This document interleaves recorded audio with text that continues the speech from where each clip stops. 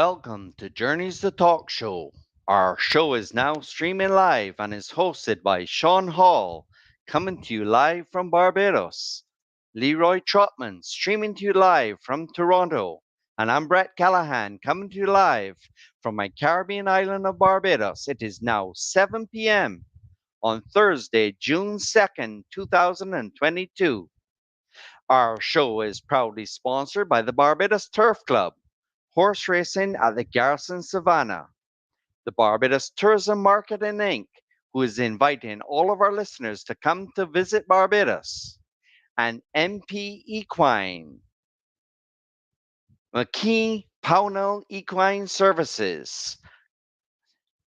Our show is now live, and I welcome you, Sean Hall and Leroy Trotman.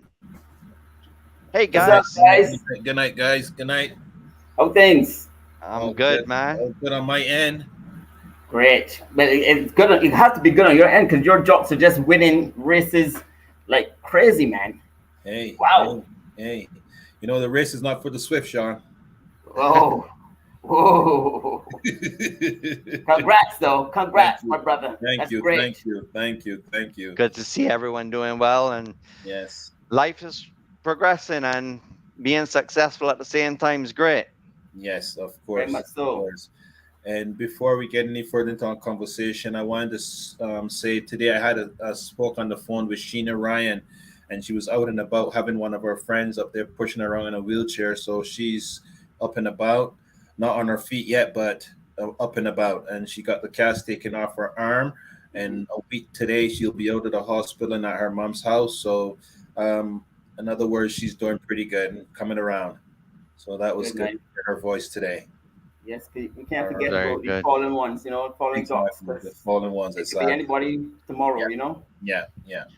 Well, guys, according to racingpost.com, we bid our farewell to Lester Piggott, Yes. legendary that's right. jockey and 9-time Derby winner, That's dies right. at age 86 years old.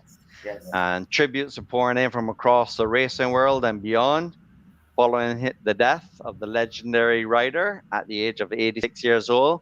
We thank our friends at racingpost.com for this little piece of information. Piggott, who died peacefully in Switzerland on Sunday morning, having been in hospital recently, was known worldwide for a hugely successful riding career that lasted the best part of 50 years and remained Britain's most famous jockey long after he quit the saddle. Yes. Rest So- in peace. Rest in peace. Rest in peace, champ. Yeah. Yeah. So So yeah, You got Sean. it in. So what You got else is it going in. on? We want a charity event coming up in Barbados. Yes. We have a charity event, cricket event at Lear's on Sunday. I did a little interview with Mohammed to explain what's going on, who's playing. As you ready, Brett? Run the thing, Well- my brother.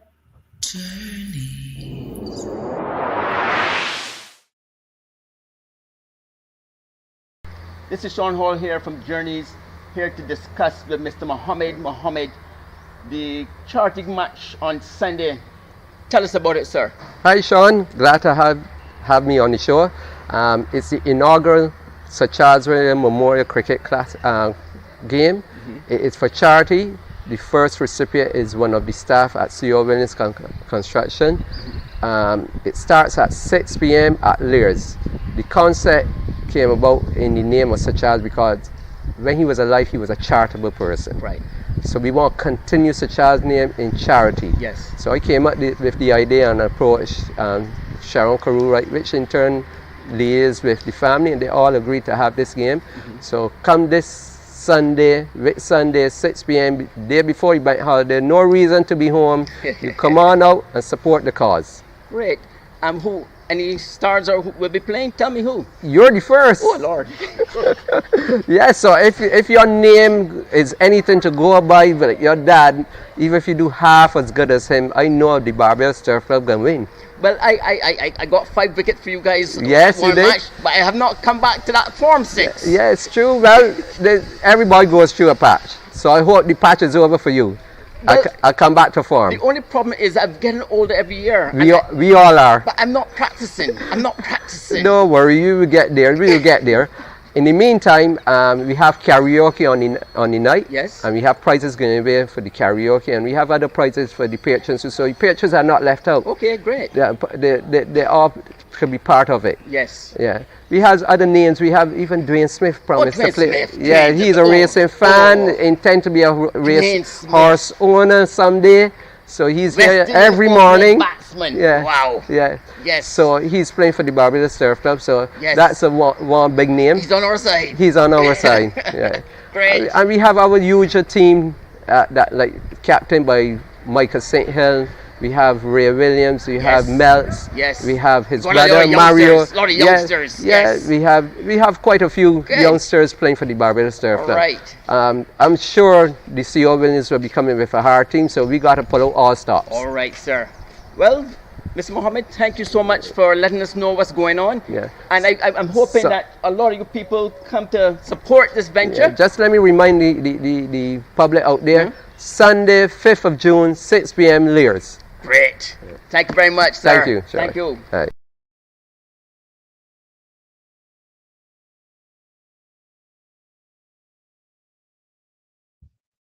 This is in honor of Sir Charles Williams. Great charity cricket match.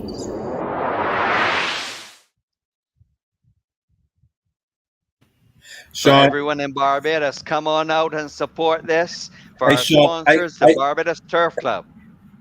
so I could be a guest player, I can fly down, I'm an opening batsman, I like to face the new ball, Well, let me do something. I see the We ball, got- the ball like a breadfruit, Yes, but we got Dwayne Smith, Okay. IPL star, former West Indian star. He's opening batsman. You don't So need if me you then. wanna- You don't need me then. No, if you want to come and join, great. I used to bowl military fast, and this year I'll be bowling military slow. Slow. Leroy, I Yes. going out there and be a boo bird again. Boo, boo. Oh, boo. Be a bad perform, Sean. Well, I hope the cause of this thing is well. You guys get what you need out of it because it's for a good cause, and Yes, hopefully it you is. guys get the turnout you're expecting, and you guys perform the way you expected to perform, and just don't let them Cole Williams guys beat you guys. You know what I mean? Don't come on the show next week and say, man, Leroy, we got bolo for so and so. We got a whipping. You know what I mean? I don't want to hear that. So, Listen, we beat a team already that had Vasper Drakes and his son. Okay? okay. I got 5 wickets that day, so we're accustomed playing good players. You know what I mean? So I'm not worried about. All right. And Well, you then- need to get that urge and emotion and stuff, and get a good soaking in the sea and things so you don't be too sore and stuff. You know what I mean? Get it together. All right. I'm nearly sore the next day. I think I worry about those things afterwards, but I Okay. think Alright. I'm going to watch and see, or one of our guests, what she does today with the horses. I'm going to see if I might need some of that when I'm done. Okay. All right. Sounds good. Chiropractic care for you, Sean. Yes. Okay. Well, let's get into for those our things. guests and for all listeners, and especially to those in Barbados coming out, we are raising money for charity, and we wish everyone to please donate generously. I mean, the cricket game is Sunday, 5th of June. I believe it's starting at 6 p.m. Sean, I got that Yes. right?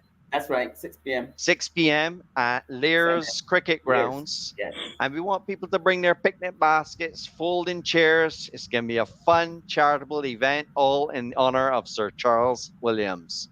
Correct. So we look forward to that. Now, we got to cross our fingers and make some bets. So we welcome to our stream, Jennifer Morrison. Hi, Jane. Jane, how are you Hi there? guys, good to see you guys again. Oh, Yes. I'm not gonna talk much about last week's pick. Okay. You know, I like that horse. And Leroy and I were talking about how she didn't look great on post grade, but Yes. you know what I liked about her is that she had trouble in her previous start. The Yes. blinkers were put on, but Yeah. the blinkers were put on, and then she took off and opened up 5 lengths, went way Yeah. too fast, and then Yeah. So we're gonna do better this time. Yes, Oh. of course.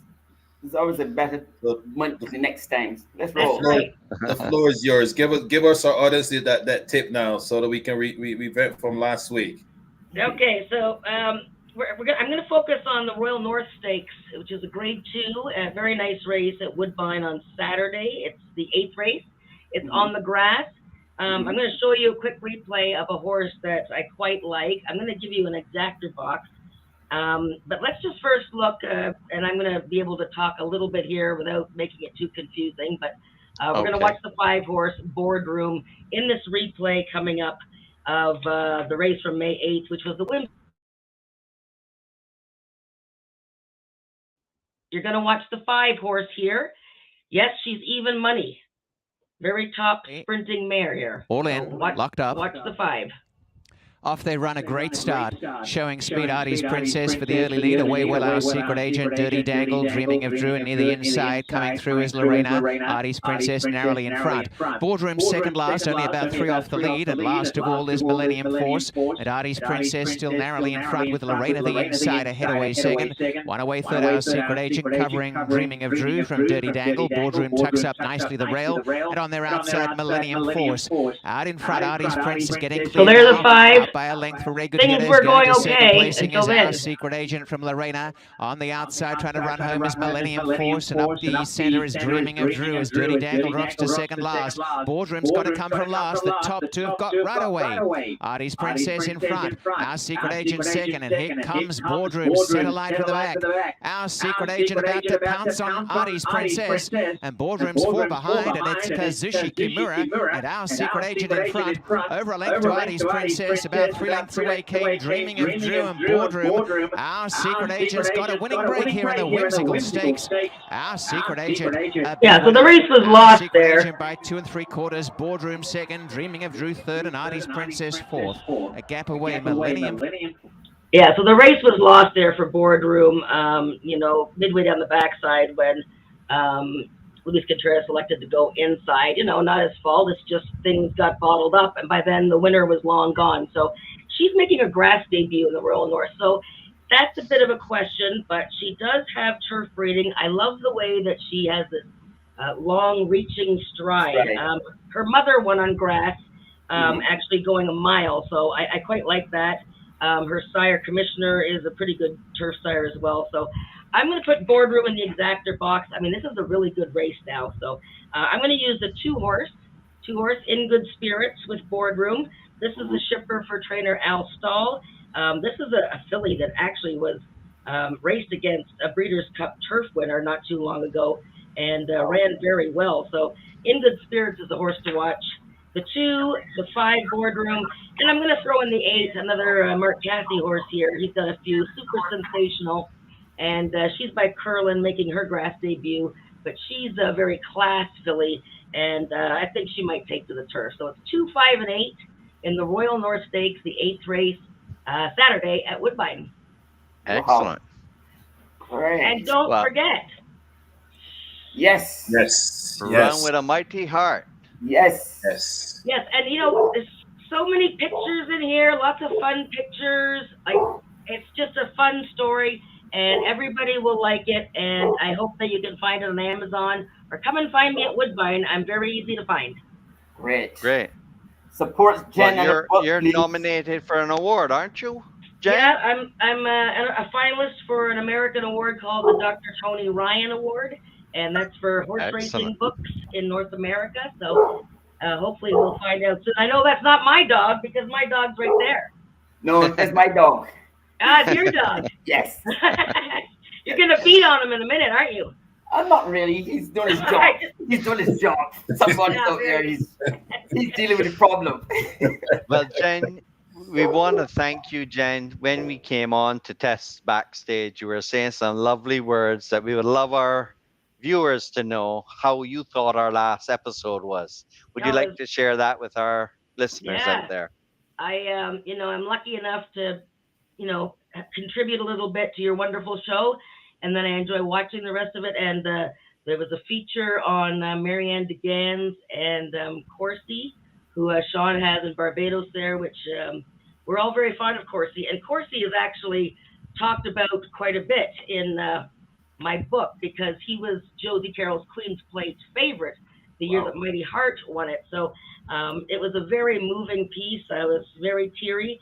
And then the George Hosang interview was enjoyable, funny, interesting. And you know what? All your shows have been that way. And I think you guys are really, the one show is better than the one before, and they're so great. So keep up the good work, okay? Because Thank it's you. really good. Thank you. We keep Thanks, Jen. trying, and we look forward to hearing more from you, Jen. So thank you so much, and Okay, appreciate being guys. a part of our show, Jen. Thanks, You're Jen. Thank welcome. you. And Eh, good Have luck eh, with your fun. picks. Good luck with your Thanks. picks.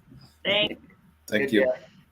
What lovely words, huh, Oh guys? We boy, yes, question: yes. Are we doing a good enough job? Are we doing things the right way? Oh, Listen, we can give ourselves a little pat on the shoulder, you know. We I think deserve that. I believe, right? We are three guys who don't really have much experience of doing this. We're three Hold horsemen. on. Leroy said you're gelded, Sean. So I don't know if you're three guys here. Like, Leroy, you said that Okay, Sean might be okay, gelded. I okay. don't like, know. I'm not going. I'm not going to apply no pressure tonight. I'm going to leave that like, alone. my stock just went down. My We'll pick stock it just back went up. We'll down. pick it back up. No, but on all jokes aside, we are new to this, Sean, like you were saying, Yes, and I think yes, we're getting a lot of good feedback from a lot of things people are saying, and yet yes, still we got some constructive criticism sometimes too, but that yes. we're learning from and making some corrections to it. And Mhm. and going forward, you know what I mean. We can only get better from here. And then once the one thing that I love about more than anything else, we have we joined two more guys on our show with us that's doing Yes. some stuff for us. And let's not forget Hammer Racing too. correspondence. Yep. Yes, let's not forget Hammer also. Hammer, And I our mean main man. the He's the camaraderie. glue. He's the Yes, glue that keeps us together, man. there you go. There you go. We ain't call him Hammer for nothing, all right? Yes, yes, yes, But I mean, our yes, camaraderie between us is yes, so close, and that's what I love about it too. So yes. you know what? Hey, I We get things appreciate done. being part of this team with you guys, and I look forward to Thursdays every Thursday. I look forward to Thursday. But Well, So one of the things we're gonna have to think about, I think next week Thursday is racing at Woodbine on the evening. So yes, we gotta ask our listeners out there, listen out. We may be launching our show and moving it to next week Wednesday. yeah, Wednesday, yes, So we'll yes. have yeah. to confirm with you guys. We might be on Wednesdays from now on, depending on how Leroy fills us in with racing at Woodbine. Yes, Thursday evenings. yes. We'll make sure we got that part covered, and we'll make sure I we hear I heard that Fridays would be evening would be during the day After though. yeah. Yeah. afternoon So, yeah. Fridays, I They think. haven't sent no emails out yet, but we're hearing things through the grapevine. So as soon as we get an email, we're gonna try and make sure that our listeners know what's going on and Yeah. let them be Mhm. first to know what's going on, I so we can advertise It as was much. on TV today though. Jeff Bratt had it on TV Okay, I didn't today. watch the So pre. I yeah, didn't watch the pre-show. I didn't watch the yeah, pre-show. yes, Okay. I was on Well, the road. guys, Okay, we got our newest sponsors from mpequine.com, McKee Pownell Equine Services. And we would like to introduce to all of our listeners Dr. Kate Robinson. Hi, Dr. Kate. How are you? hi Doc. I'm great. Hi, Hi, Doc. Welcome. everybody. How you doing? I'm doing well, thanks. How are you all? We're great. Well, We're nice great. to have you aboard. Oh, thank you for having me. Yes. Thank So you so much for your support from you, Marianne, Mike, everyone at McKee Pownell Equine Services. Thank you for supporting our show. And please tell our Thank you. listeners all about your company. and Oh, yourself all and about yourself. it. Don't know if I'll be able to cover all of that. I am the medical lead at our rehabilitation center in Schomberg, Ontario. And so my job there, my role there is to coordinate the care of any horses that we have hospitalized with us. I collaborate with Marianne actually, as she is the farm manager at that facility, as well as Gwyn Rucker, sorry, who is our head tech there. And maybe known a little bit through the racing community around Toronto as well. And then certainly referring veterinarians, owners, etc., just to ensure that we are providing the best care possible for our patients, whatever they may need. We call ourselves a reproductive and rehabilitation facility, but really we see all kinds of different cases there.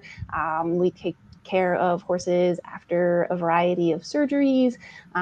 We take care of a lot of pretty intensive eye cases that are maybe tougher to manage at home for the owners. And then certainly even horses that are just needing stall rest after an injury, or maybe even just a break from being at their normal facility. We can and do provide a little bit of rest and relaxation sometimes as well. It's a pretty fantastic place to work, and I'm quite lucky to be there. Well, we really love to support such companies like yours because we Mhm. all love the animals. We love the horses, right? So Yeah. I'm sure Leroy and Sean, like, we're giving back to the horse community and Very much the so. community of horse racing. And we are so proud to have you all as sponsors of Journeys the Talk Show Oh, because giving back to the horses is primary concern for all of us who have been horsemen. definitely. Yeah, no, and we are so excited to have been able to partner up with the show, and really thankful that you're having me on tonight. Thank you. Great. Very welcome. So you were saying that you guys do layups and do a lot of the places for like eye injuries and stuff Mhm, like that. mhm. And as myself and Sean is training in Barbados. Yes. Myself, I'm an agent now, but I was an assistant trainer before. I also was a vet assistant too with Oh, Dr. cool. Bonga Peter Batcher. Yeah. So I saw a lot of things being done also with horses and stuff like that. So are you guys do a lot of surgeries and stuff with thoroughbred horses, or you guys do more work with riding horses and show jumpers and Yeah, we don't do a lot of the surgeries ourselves at our facility, but certainly we do have surgical cases, thoroughbreds, as well as riding horses come to us after they've had their surgery. Yeah, so a rehab? um, exactly. Okay. Yeah, we're able to provide, I think a lot of the times, a level of care that maybe is just too much to be provided in the home Yes, environment yes. sometimes, and also a quieter, more relaxed environment than you might find at a busy boarding facility or on the backside of the track, right? So it's just A a lot of more, TLC. yeah, and just a more Tender loving suitable, care. yeah, exactly, and just a nice place to rest and recover, essentially. So, for instance, say So can Woodbine we Racetrack. send Sean there after we geld him? Can we send Sean to for some rest and We could put him relaxation? in Corsi's stall, yeah, for sure. Okay, all right. He'll So, go in Corsi's stall. I'll make sure Marianne beds it nice for you. Is it shavings or is he gonna put a grass It'll stall? it'll be shavings, but we could put him in a grass paddock for the day if you want. I think he would like that. okay, so let's say, for instance, we had a horse with a pretty serious injury that went to Guelph or something, Yeah. just leaving the racetrack, going to Guelph, and having a pretty serious surgery happen to him, Mhm. and then he needs some place to do his rehab instead of coming back to the track. We have some place to go. Your facility Yeah. will be the perfect place for your facility. That's exactly So- what we are here for. So Yeah.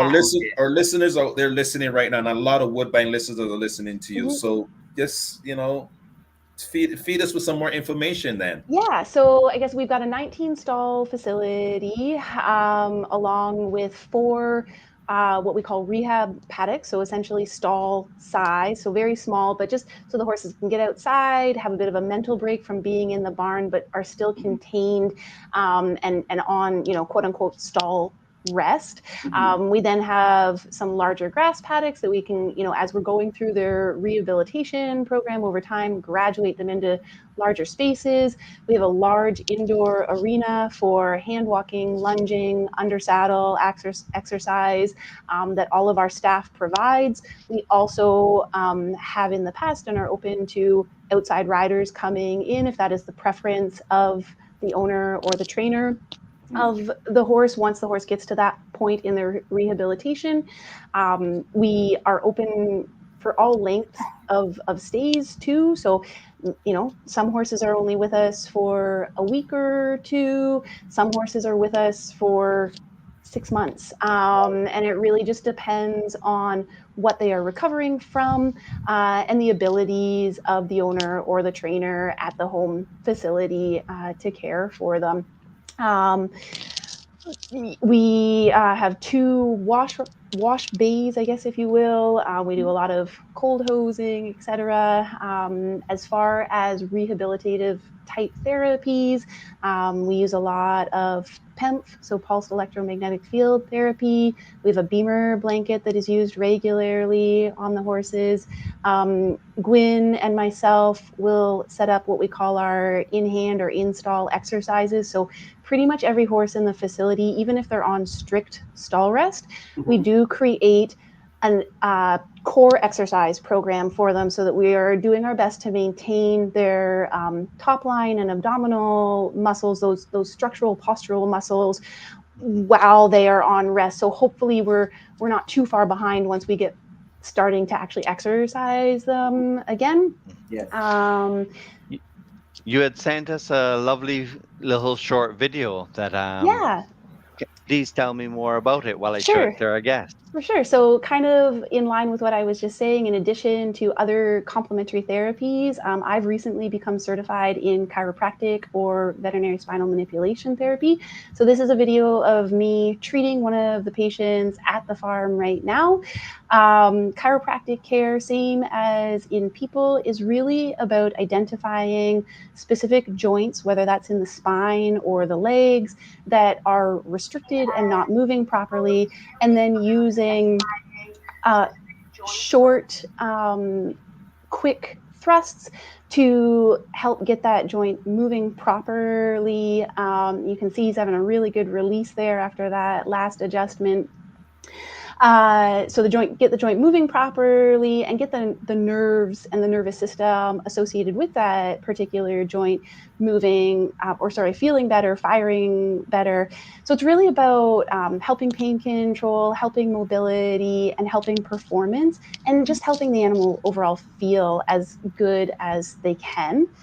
A lot of people don't think about it, but the same way some professional athletes or just regular people go for chiropractic care, why not let Dr. Kate do some of that chiropractic care on your horses? Maybe they'll definitely be that much better.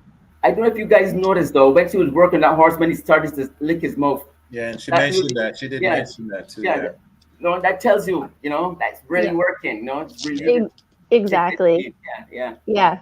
I would also like to mention, paired up with that and at the facility, we also have our body worker, Marnie Raymond, who does massage therapy, kinesio taping, which we actually use a fair bit of it, or K-taping as it's called in the human world. And we've seen some pretty decent effects and benefits from that on our patients. And then certainly traditional therapies like bandages and wraps, ice therapy, etc. We are obviously able to and happy to provide. Well, that's excellent. We've got a shout out to your YouTube page. We've got a lot of videos. I checked it out just in the past few days, up to 82 videos. I mean, horsemen around the world can learn simple things, bandaging horses and certain do's and don'ts from McKee Pownell Equine Services. So anyone around the world can learn and pick up some tips. So thank you so much for coming on board with us, Dr. Kate. We really look forward to working with you and the rest of your team members in the coming weeks. Yeah, thank you again for having me. And again, just on behalf of McKee Pownell, Dr. Mike Pownell, and Marianne DeGaines, thank you for having me on Journeys. And thanks to all the viewers as well for tuning in. Great. We look forward to hearing in future weeks more from your team and about the services provided at McKee Pownell Equine Services. Thanks once again. Thank you. All right. Guys, man. Great. I love people looking after our animals, huh? Yes. Key. I mean, 90% horse, they say, 10% rider, right? Yes. You're going to have a little horse. Correct. Well, we had races in Barbados at the Garrison Savannah last Saturday. I think it was May 28th. We had it was a full field, 10 races on the day.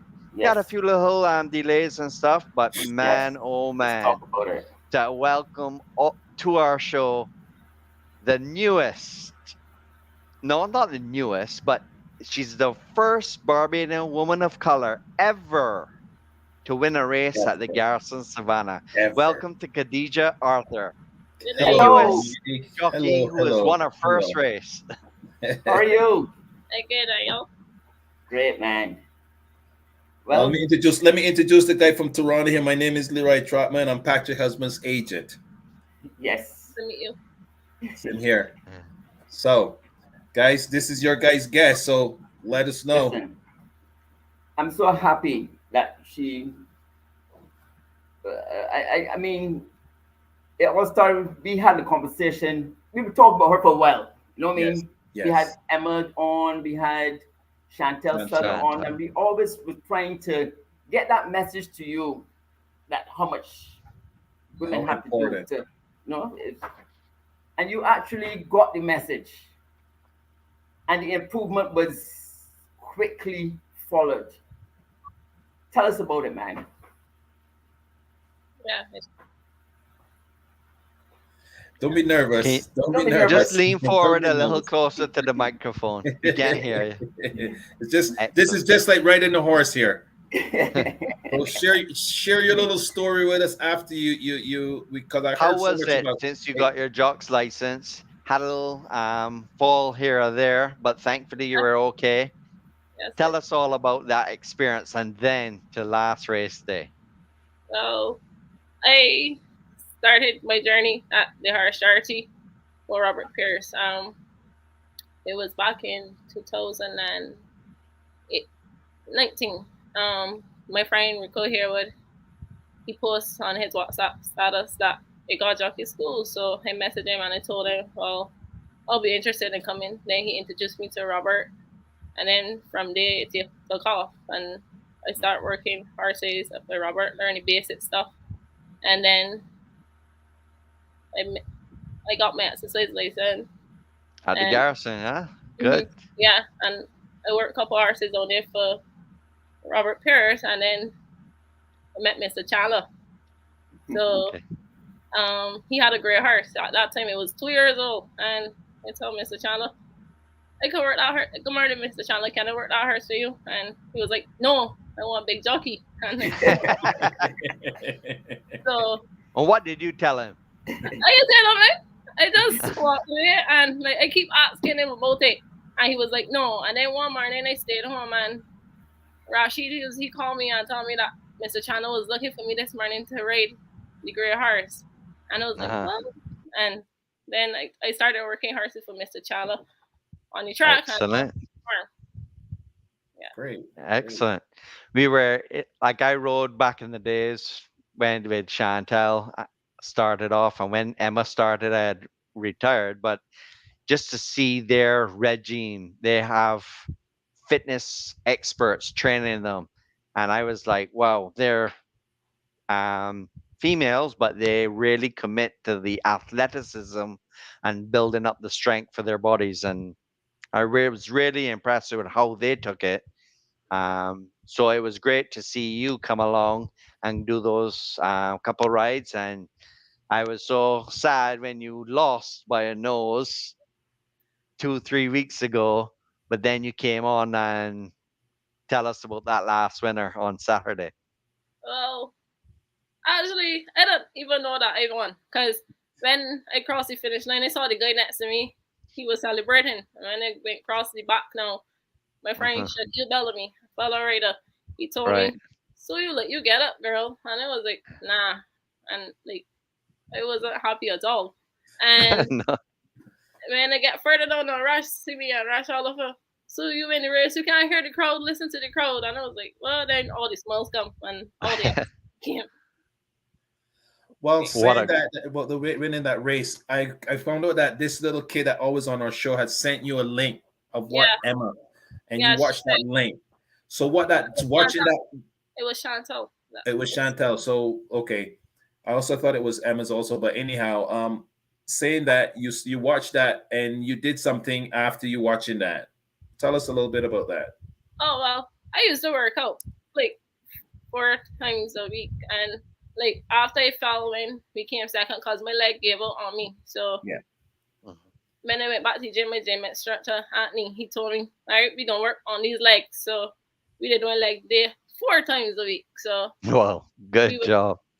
we was doing and we was working hard. Like it was working riding horses on the farm, and then going to the gym for the evening and like just keep the fitness level up there because I don't want the same thing to happen twice. Very good thinking. Great, great. So, Well, same- Leroy, yes. tell us what you got for Khadijah.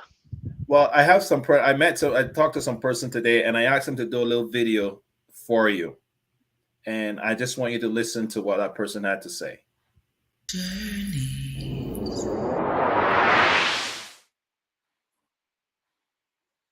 Hello, Khadijah. I want to congratulate you on your very first career victory this past weekend at the Garrison. You gave Shake Them Up Noble an extremely confident ride. Well done. I also understand that you watched the past Journeys episode and heeded some of my advice. I really hope that helped. Something I'd like to tell all young riders, male or female, be honest with yourself. Know your strengths and your weaknesses. Write them down even. Be proud of those strengths. Own it. But also work your butt off on those weaknesses. Best of luck and continued success. Cheers.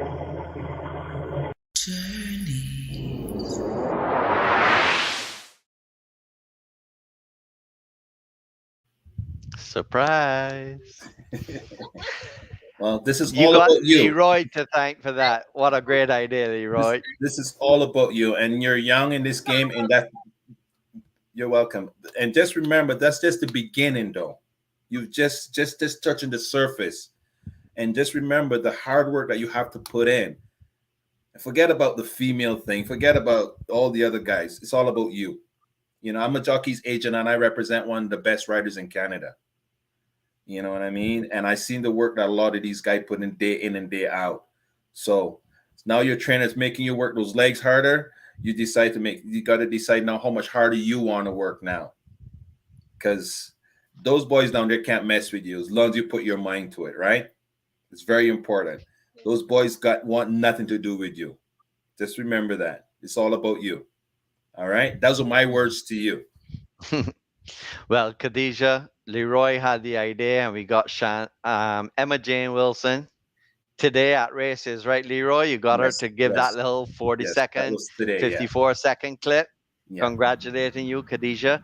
And just to let Khadijah know, and Rosette and all the others, we've spoken to Chantel Sutherland from Gulfstream Park. We spoke to Emma Jane Wilson from Woodbine, and we are trying to get up a champion of champions, women versus men, kings versus queens of jockey championship at the Garrison Savannah. Hopefully in the new year, January or so. Guys, maybe we need to add Khadijah to the ladies team, huh? Okay. Nothing wrong with that. Tell them why not. Why not, Khadijah? Come on, you can speak up. Represent yourself. You're in, right? Yeah. Wouldn't that be great to share a jock room with Chantel Sutherland and Emma Jane Wilson? Oh, even that was very special little comments from them. Yeah, that'd be great. So, well, we hope that you continue working hard and we continue to lift your spirit up. And I hope you put a little interest in this show because this show has so much to offer and teaching young riders a lot of things. And our last show with a great rider who's George Hosang. George Hosang. He had a lot of interesting things to say, little tips that he had to want to share with a lot of young riders coming up. And hopefully you pick up that clip and watch it so you can learn some more and understand some more about this game and pay attention to this show a lot more. As I say, a lot more because we want to talk more about you. Guys, I think we've got 85 people listening to us right now. I think that's the best we've ever done. So thank you, Khadijah, Arthur, for coming on our show.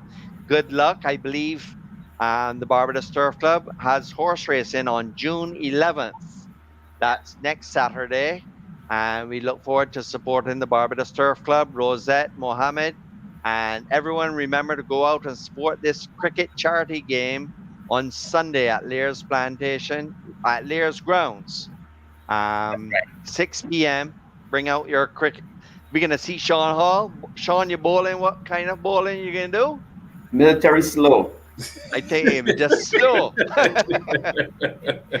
Anyhow, thank you, Khadijah, and good luck and keep winning those races for us. Keep working hard. Okay. All right. Good luck. All the best. Bye-bye. All right, guys. All Like, right. man, we got 83 people logging on right now. We got a lot of people listening in to us, man. Everybody's come to hear the one and only man, Good night. Good night. Good Yeah. night. the one and only. Well, let's not keep the one and only waiting any longer. All right. Done. Let's bring him in. Let's Is let's get Godfrey some. Griffith there? Is he alert? Let's. Hello? What's going Hello. on, young How fella? you doing? How you doing, fish? I'm looking for the one and only. But I ain't here by myself. Yeah. Don't look to your left. Don't look to your right. Just look in front of you. Yes. Before I make a fool of myself, Yes. You I would like- apologizing before you even start? yes, I would like Brett, and Sean, let the people know that this was not at my own free will. Oh Lord. Oh, I tried. Listen, We have well, put the handcuffs on your hands. I try everything and every which way that I can get out of this. I'll Chris give you said a quick. the same thing, man. Huh? Chris said the same thing. Well, Chris got sense. He could talk on the show all night. Listen, the last thing that happened today is about 3 o'clock. They Uh-huh. came and turned off the electricity, and I had no way of charging the phone and all kind of things. So I said, dear. "Oh Lord, this is trouble." But maybe it's a way out. Anyway, make a long story short, You're hoping. I You're ju- hoping. I jump in the car. Uh-huh. The charger for the car wouldn't work on the phone. I sped up the road, buy another charger, come back down, and everything is everything. And I don't know. When you're ready to start, all I can say is if you would allow, huh? We are started already. You're live, If- buddy. You're live. Eh, You're live. if you would allow me to say, who doesn't stand to me? Yes. Yeah, Put on your glasses, man. Put on your glasses, fish, man. I Fish, got put on your glasses. man. Listen, Put on I your got- glasses, man. I got glasses, I magnifying got glasses. on his, and Brent got on his. You put on yours. I don't know if you can see my microphone, my magnifying glass. We I can see really it. quit. Well, let us introduce to our show Godfrey Griffith, as we all know him, father of the great Ricky Griffith and Chris Griffith. To all of our listeners out there, we look forward to hearing all about your journey. Well, I can try and fit it into my 15 minutes. But that's really 50? how long. 50. 15. Okay. That is about how long my journey really lasts. Oh, come on. Or Godfrey. should last. Come on, Godfrey. Anyhow, on a serious note, and I'm trying not to get a little emotional here, but whatever I do on this show, I want to take this opportunity to dedicate this to Rick. Take your time. Take your time, Godfrey. Take your time. Take your It's okay. time, boss. Take your time, buddy. Take your time. Take your time. To dedicate this to Ricky, Chris, and I just use those two names because this is connecting. This is all about racing. Yeah. But Take your time. Take your time. Take your time. It's okay. We're all here with you, buddy. We're all here with you. I'm Take so your time. proud. Take your time. I'm so proud of the things that they've done. I'm so proud of all of my family. Sean, you're no different. You know that you're family too.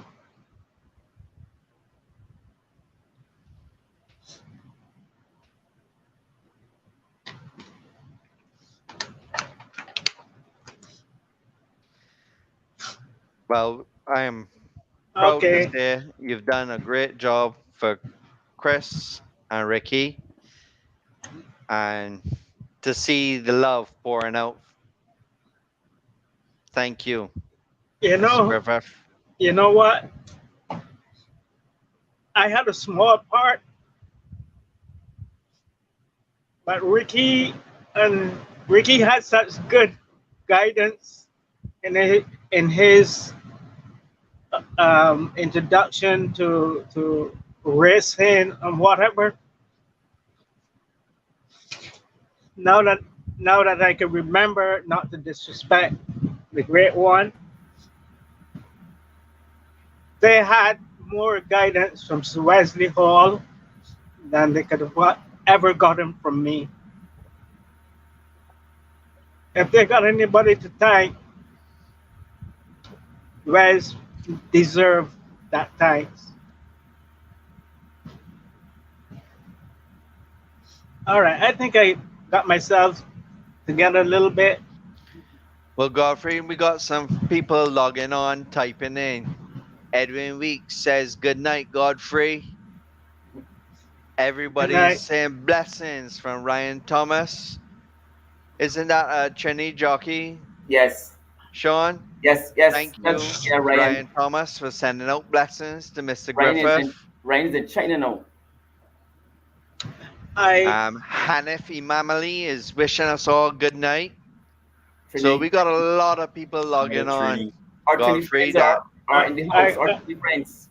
I got so many texts and little calls from people that I wish I could. I wish I could call everybody's names. But I want to thank all the people that ever helped me along the way.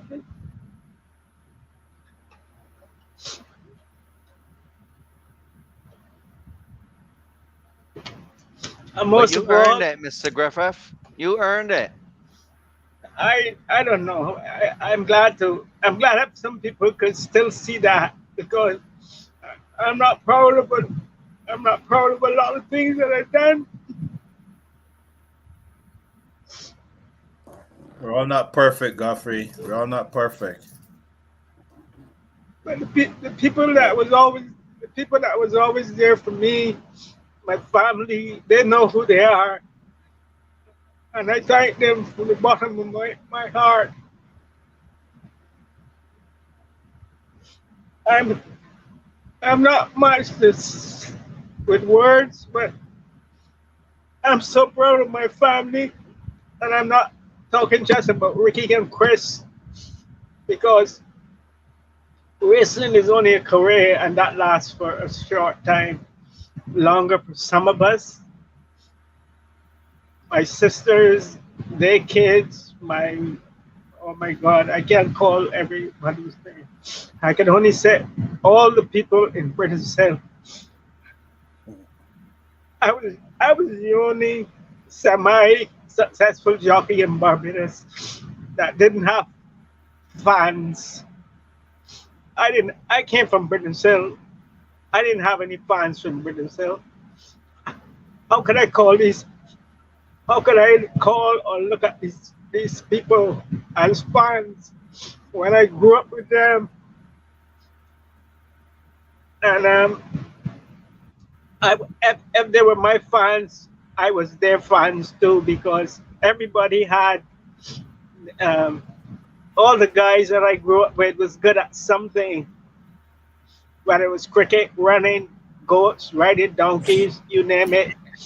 Some guys even steal mangoes better than others. And don't laugh at me. No, I'm not laughing at you. I know the got men that think they can pick mangoes better than others. I know it. I told you I wouldn't make much sense. But I know I could be truthful. But Godfrey, you talk about me picking stealing mangoes better than you. How much of them mangoes you steal better than somebody else, though, Godfrey? Well, that's funny, you know. Before I started to ride, I was stealing since we're talking about mangoes, I was stealing my own mangoes.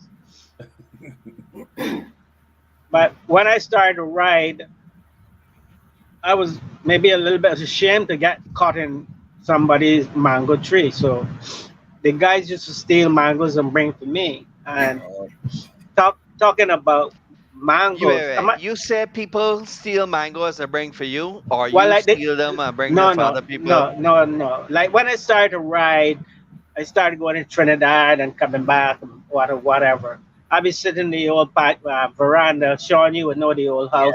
Yeah. And the guys would go stealing mangoes or wherever they come from, and I just sit in there and they stop. And Griffith wants a mango. Sometimes they didn't even have to ask me if I want. I see them with the mangoes. Well, it's obvious I want mangoes too, but boy, I'm trying to make light of my emotions. Mm. It wasn't just mangoes. It was people, you could steal people chickens and cook and all kind of thing. And I'm sure if this guy ever hear the show, he would know who I'm talking about. One of the younger guys brought a chicken because the guys was going to cook. So he brought his own chicken because depends on the ranks you were in the army or little army. A chicken only got 2 legs, and there's 10, 12 boys. We cooking 4 or 5 chickens. Everybody want a leg. Mm. This little boy brought his own chicken because he guaranteed he insists that he must get a leg. So we had a good cookout, and everybody ate and whatever. Next day, I walking across the Villa Road, and this old lady. I mean, for a long time, those old people in Britain still thought that I was a saint. I was just as much of a little vagabond as anybody else. But this old lady, this little boy grandmother called me, Geoffrey, come on. I go on to her. She said, you see that one man, which is her grandson. You know he thief this. I'm trying to imitate the old lady. You know he thief me chicken and can't for them boys to cook. I put my hand in my mouth. Miss Darlington, you lie. I said, you serious? She said, yeah, that little wicked boy thief my chicken. I want to get from around that old lady so fast. I said, man, I was walking across to go by the corner by the shop, as we call it. I just wanted to get across there. I went across there and I said to this guy, Wayne, I said, Wayne, you crazy or what? Oh, you could go steal grandmother chicken? Don't tell I had nothing to do with that, you know. His reply to me was, you think I foolish? I can go steal some boy's chicken and get locked up or something like that. So, yeah, so man, I don't know. I don't even know what I'm gonna stay or start or whatever. But talking about starting, as you would. Go ahead. Let's help you out here, Geoffrey. You mentioned the boys bringing mangoes for you when you were a jock, right? But I want to get to find out how your first step of becoming a jock. What made you that decision, or how you become getting on your first horse? Who brought you into the game? Give me a piece of that. Let me close the mango chapter once and for all. Some of those mangoes, you from St. Thomas, Leroy? Yeah. Well, some of those mangoes came, I don't know if they were stolen or not, but some mangoes for me came from St. Thomas too. Yeah. You, of course, you managed to catch and carry all the things like country. So no, nobody. Now, listen, we breadfruit, we carry all we mangoes, when they carry all we potatoes, when they come and catch and carry everything. And then when they keep they can't swim and all sort of things. So my British Hill guys didn't come to St. Thomas to steal mangoes. There was enough mangoes around British Hill and the surrounding area. But our dear friend, Leroy, our dear friend Charles Small, the Reverend Charles Small. Oh boy! You know, You know who I'm talking about? Yes, I know you're talking about. We call him Bright Eyes. He used to bring me mangoes and whatever from St. Thomas. Okay, so they weren't stolen. So he was he was a little boy coming from by Dr. Ward or wherever, and he would always bring me mangoes and whatever. And then there was a space. I stopped seeing him, but his mother, parents, or whoever he brought into the States, and I never Yes. did. I never did ever get to see him again until I don't know, 10, 12 years after whatever. I'm living in Brooklyn. He was living in Brooklyn, so he know that he's like family to me too. As a matter of fact, the whole of Belmont thought that I was his uncle. Okay. And I got Yes. a text from him. I don't know if it's Monday or something like that. Like, all right, Griff, talk your talk. I will be watching. So Okay. So if he's watching, we'll say hello to him. But let's get into your journey. That I want to know how your first horse and what you get into with these horses. So we're talking some horse stuff now. No more mangoes. No more stealing. Any stealing Okay. is stealing races. Any stealing is stealing races. And I know you stole a lot of those. So not let's too many. not too many. How I got into racing. Yeah.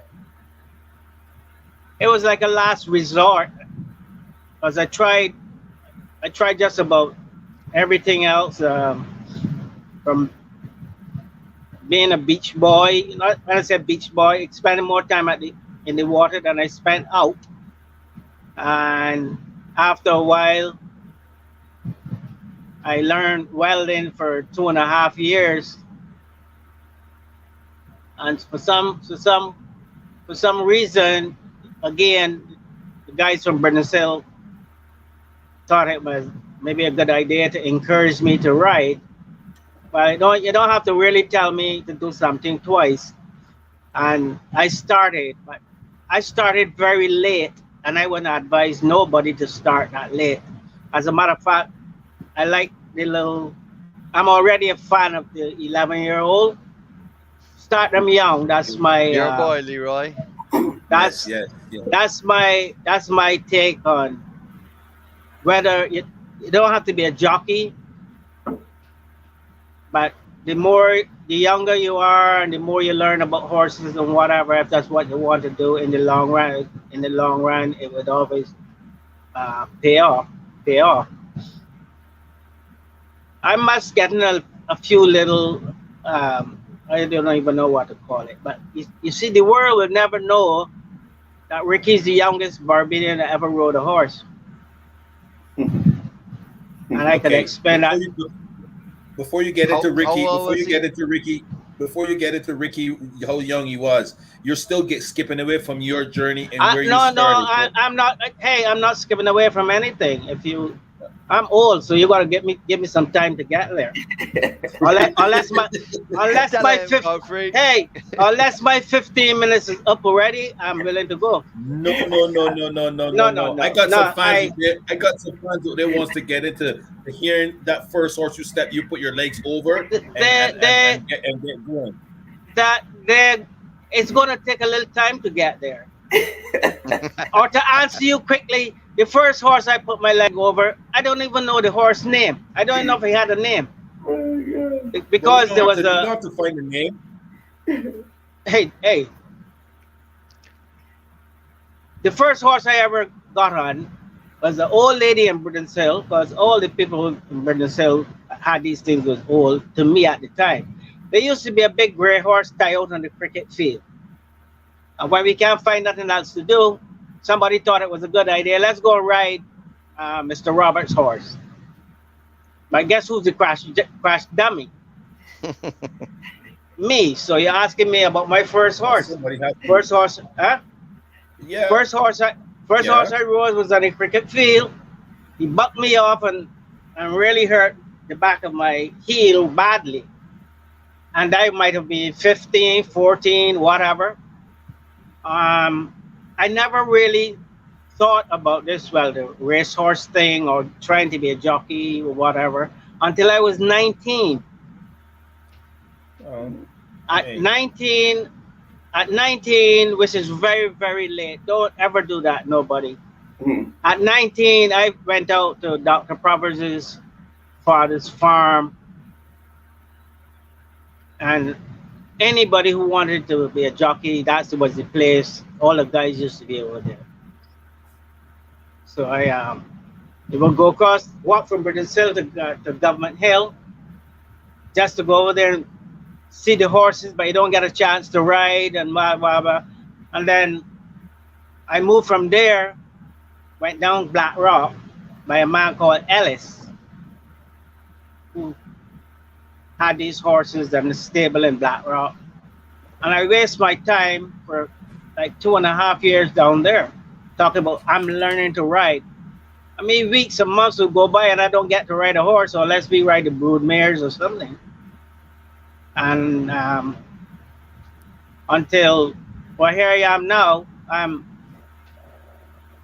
20, or I'm already 20 or 21, and my life is going nowhere. And Where did it met take you next? I met this old man who used to train or manages assistant, whatever, for Goddard. And I met him one night, and he asked me, "Are you still down Black Rock, as he call it?" And I said, "Yes." And this old man, Mr. Blackman, said, "You're just wasting your time." I said, "Well, I really don't have any choice." And he said, it was a Saturday night, and he said, "Come and see me Monday morning at the track." I wish he had told me come the next morning, because but for the rest of the Saturday night, I have trouble sleeping. And then they thought of going to see him Monday. I had the whole Sunday to think about it. And Monday morning, I went down to the back paddock, as we call it, and he started putting me on horses. I mean, walk down to the back, down to by the museum or whatever, going down now, and like, wow. I never even used to be around the paddock, so I didn't hang around the paddock. Always wanted to ride horses or nothing like that. No, that was the farthest thing from my mind. Like I said, now from 19, I'm already 2021, and this old man rescued me, started putting me on horses. Like I said, that very Monday morning, walked down. I don't know if he tell me jog one and gallop one. I don't even know what the hell he's talking about, but I try to act as though I understand what he's saying. And anyhow, that went on for, I don't know. I thought that I was doing a little bit better. Most of the times, you're doing something wrong, because people will be cussing you and telling you what you're doing wrong, but there was nobody to tell me how to do it right. So I could pretty much say which wasn't the best way of doing it. I pretty much taught myself to write. How could you teach yourself something that you don't really have a clue about it?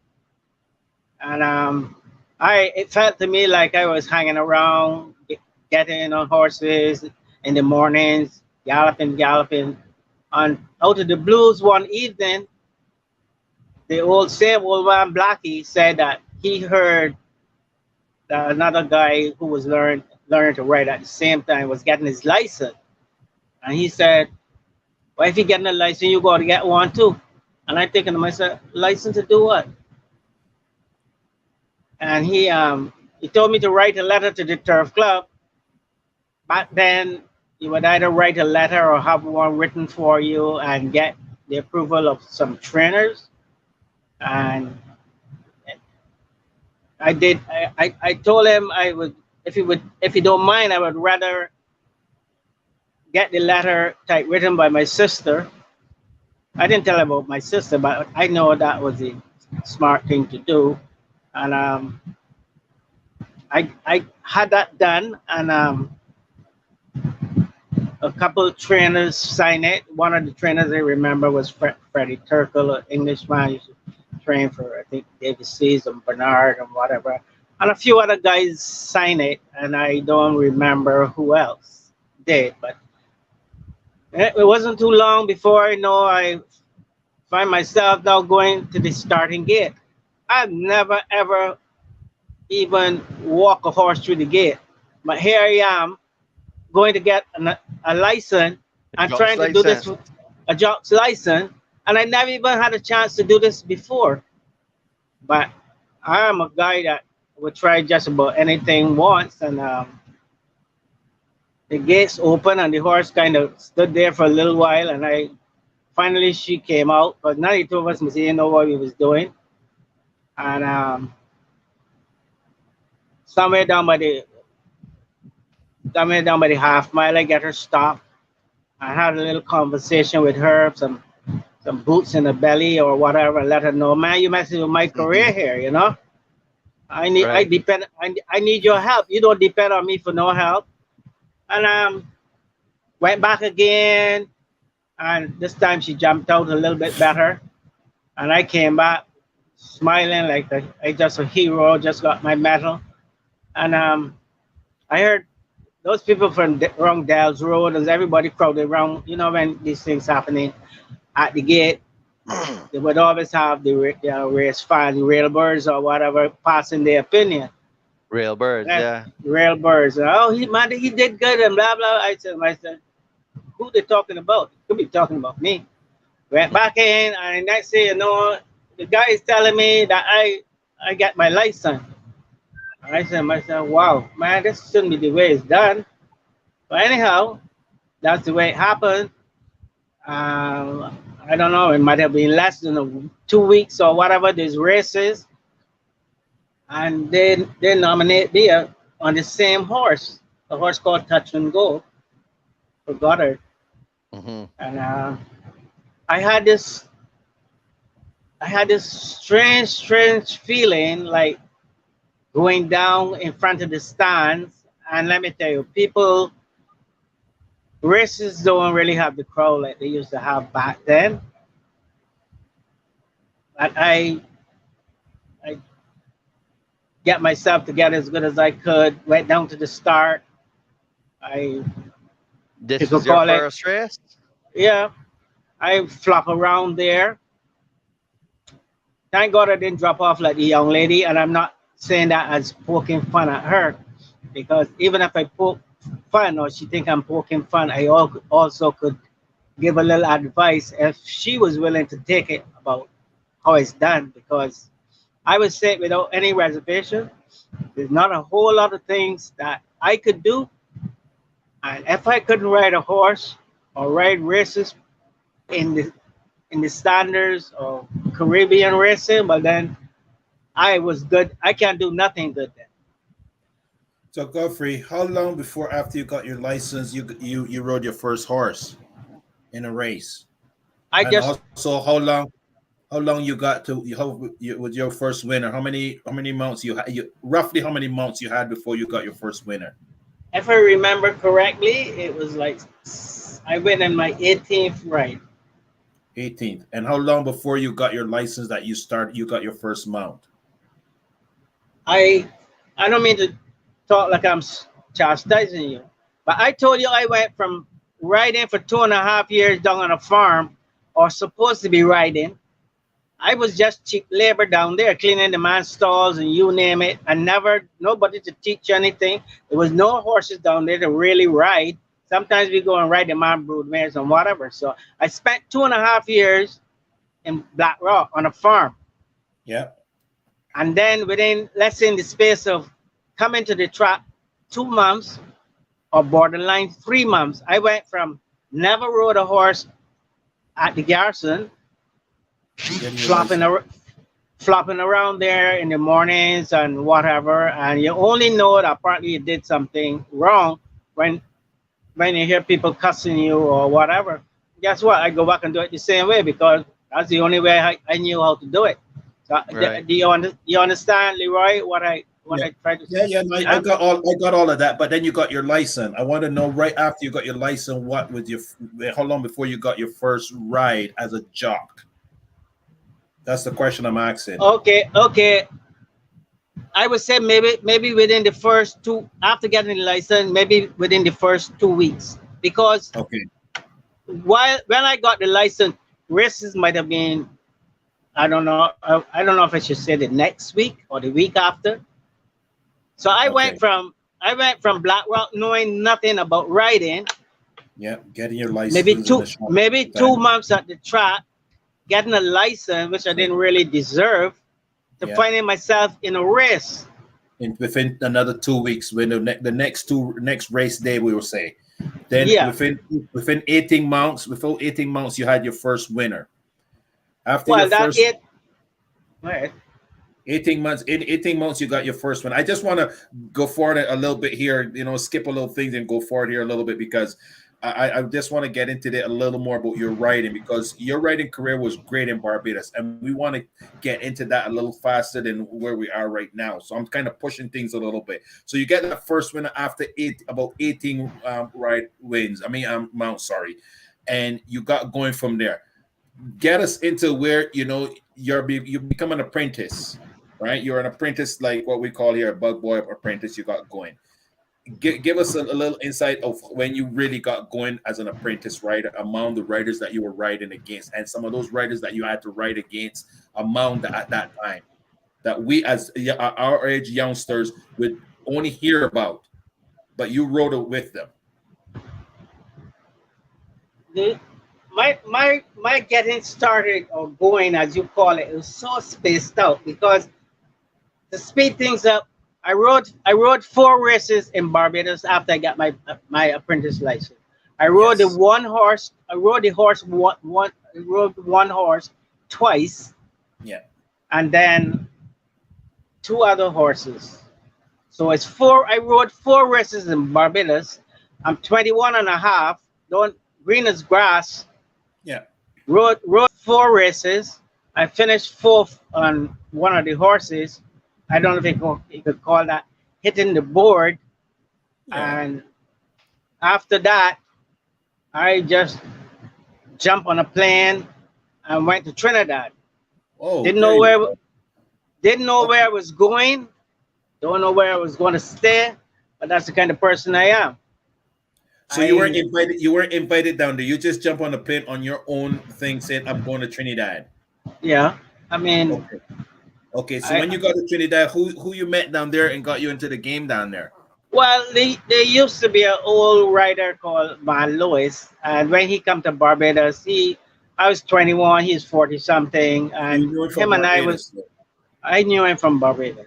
Okay, so And you just didn't go down there. You just didn't go down there blind. You went down there and knew somebody that you went to down there that got you go help you out then. What? No.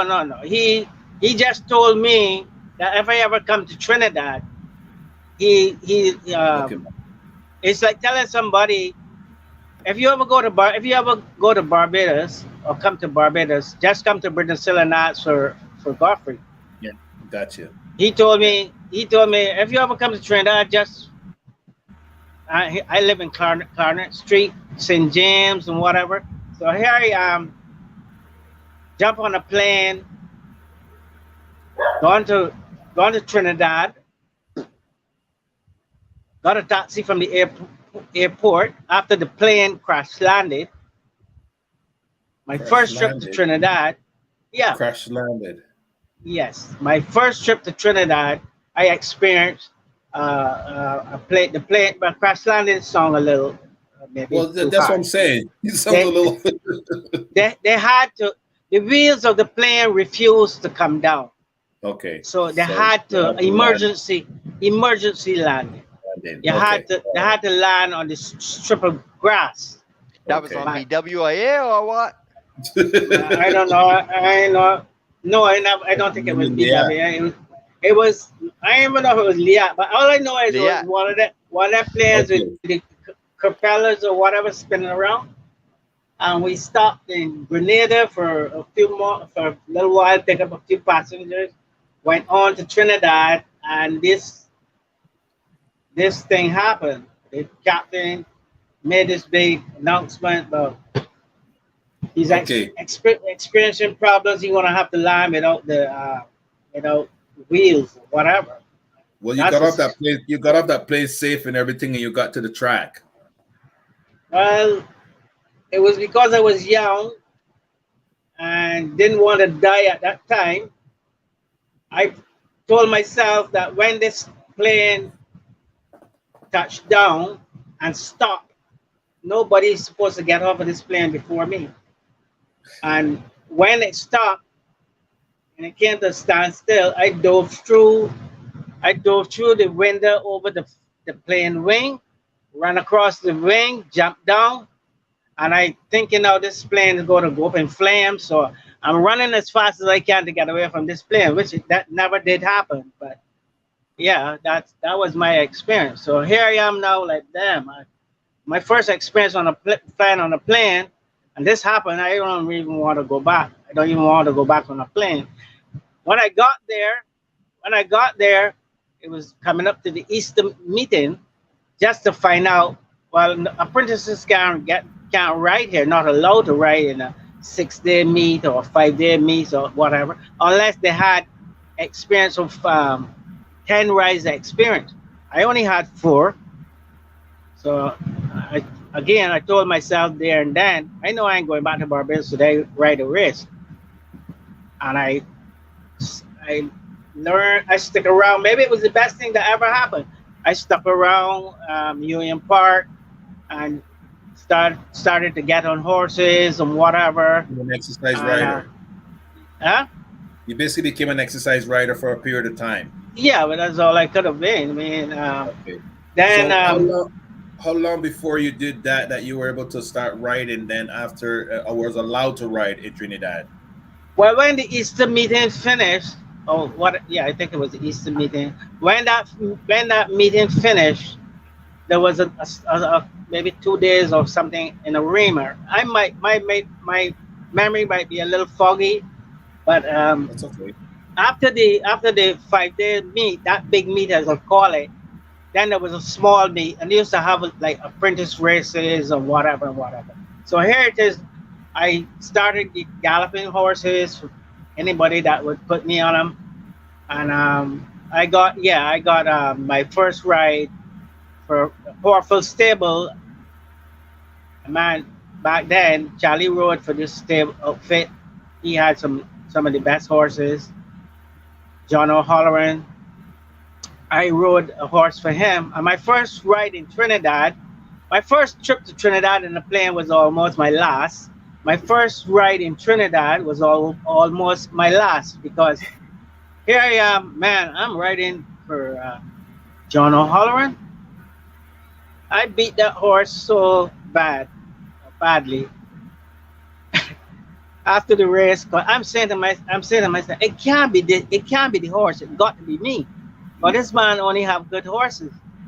I beat this horse left and right. And when I finished, they called me up to the stewards. And one of the stewards asked me if I was crazy. You should always tell the truth. I guess I kind of bowed my head a little bit, but I should have said yes. But anyhow, it kind of, that was a Saturday. The Sunday morning, we're back in Union Park. And the man, John O'Halloran, he had a son who lives in Canada now.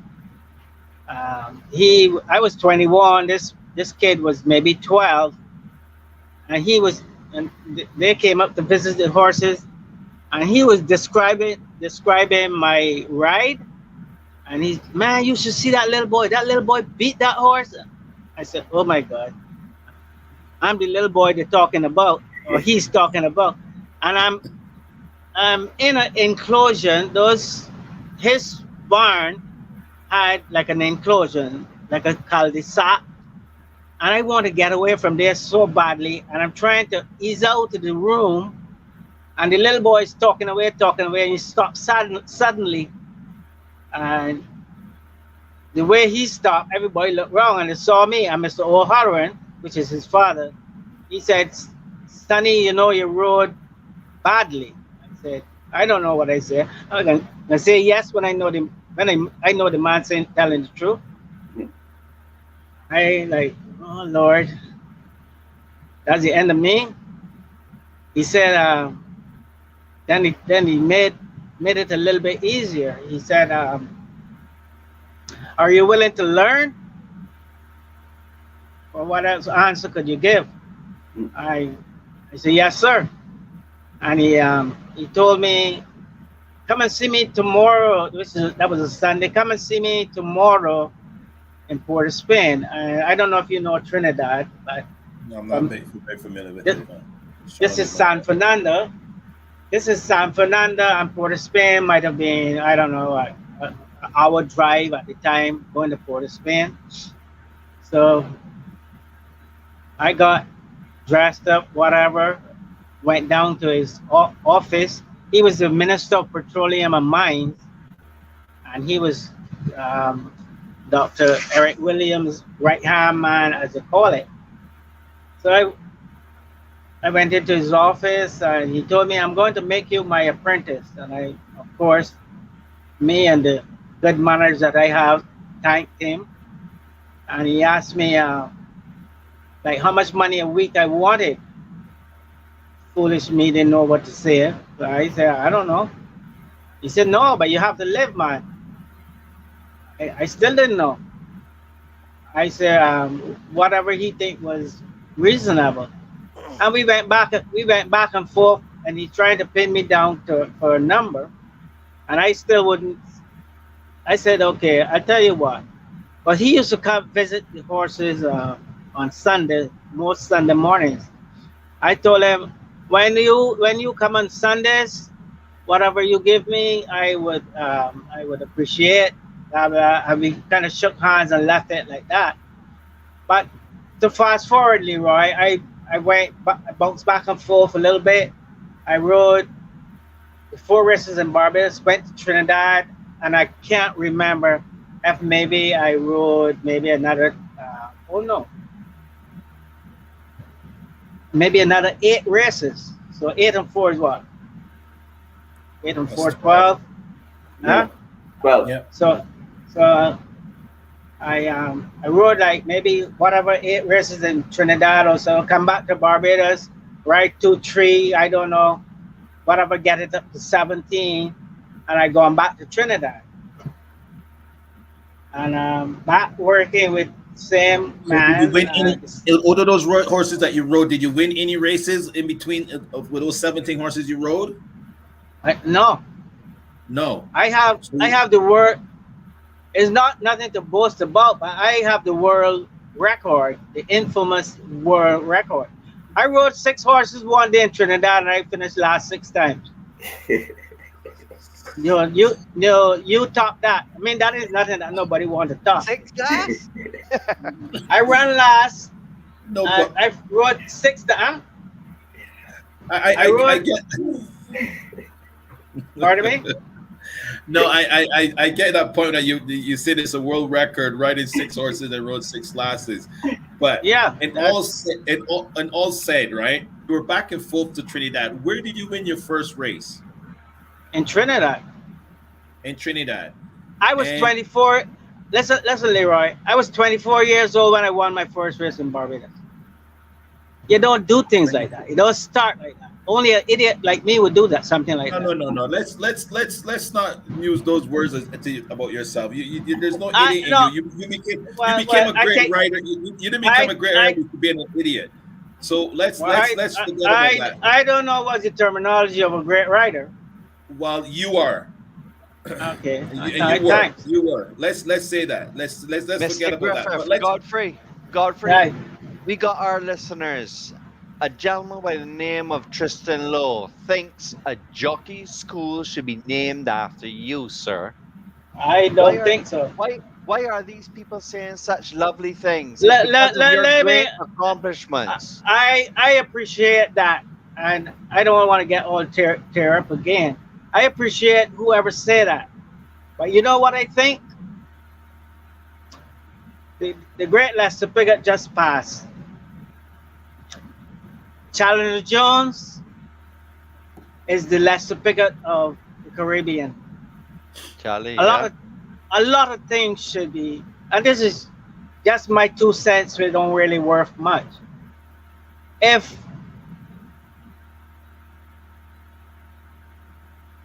unless Charlie didn't want to give back something, that's wasted experience and talent that young people could benefit for.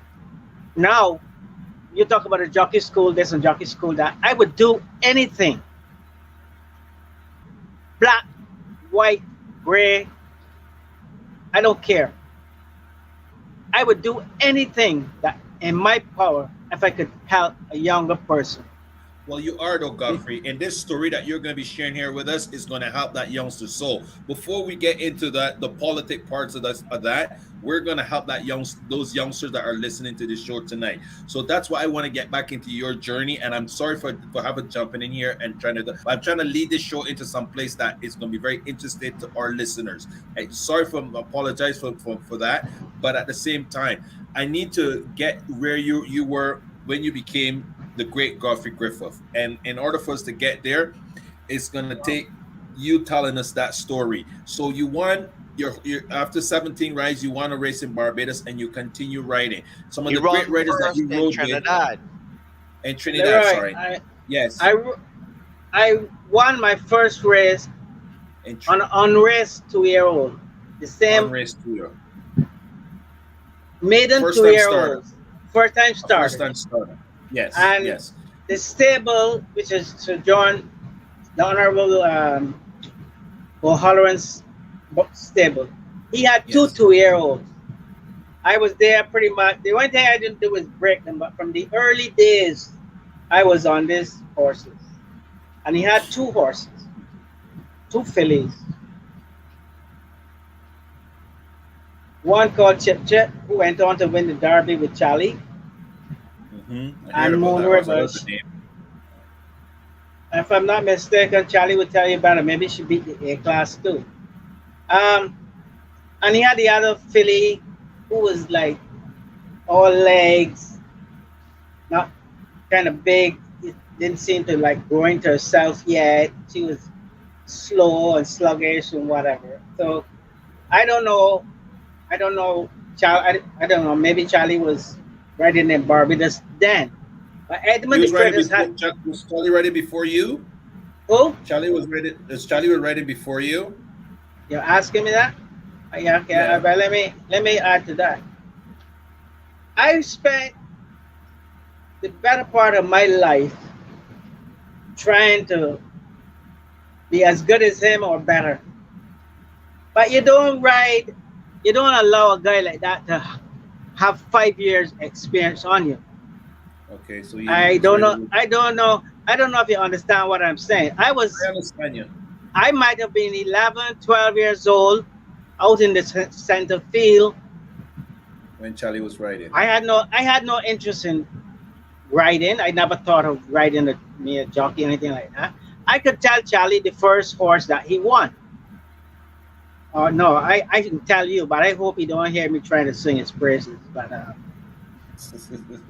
Charlie won with a horse called Gold Lining.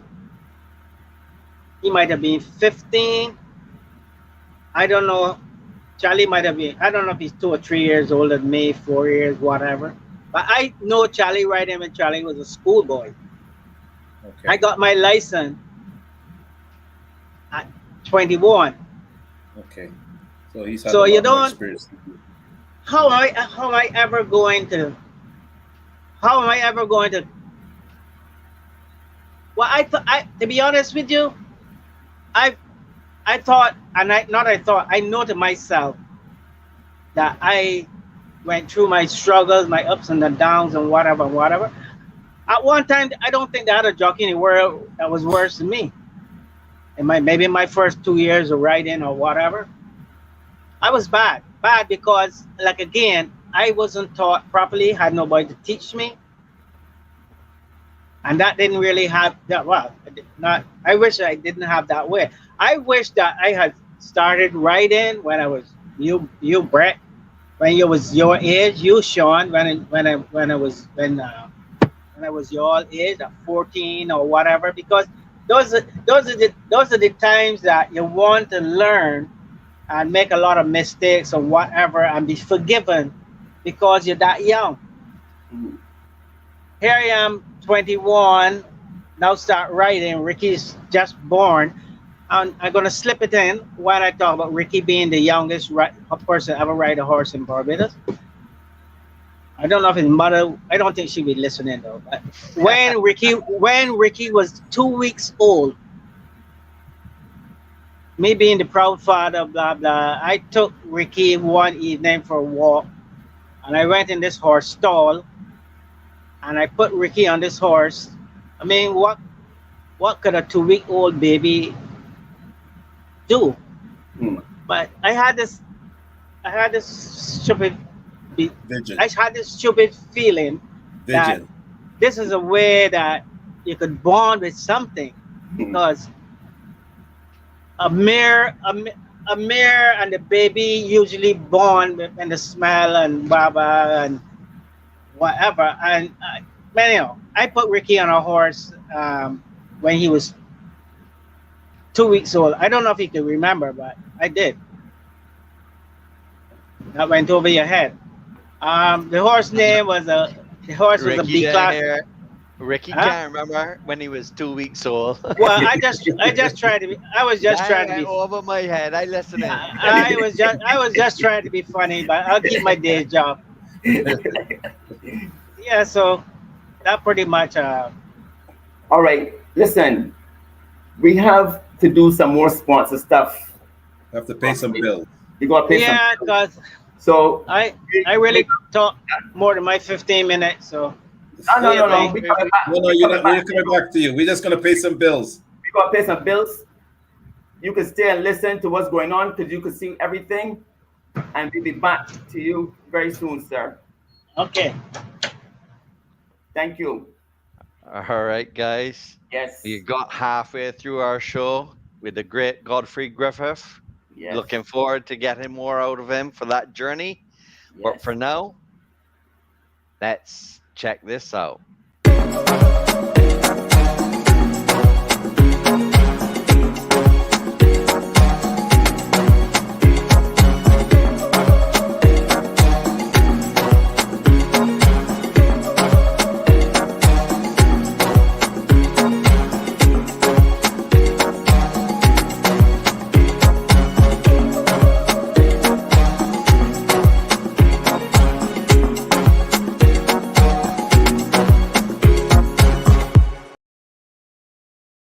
This is the BTMI Weekly Report.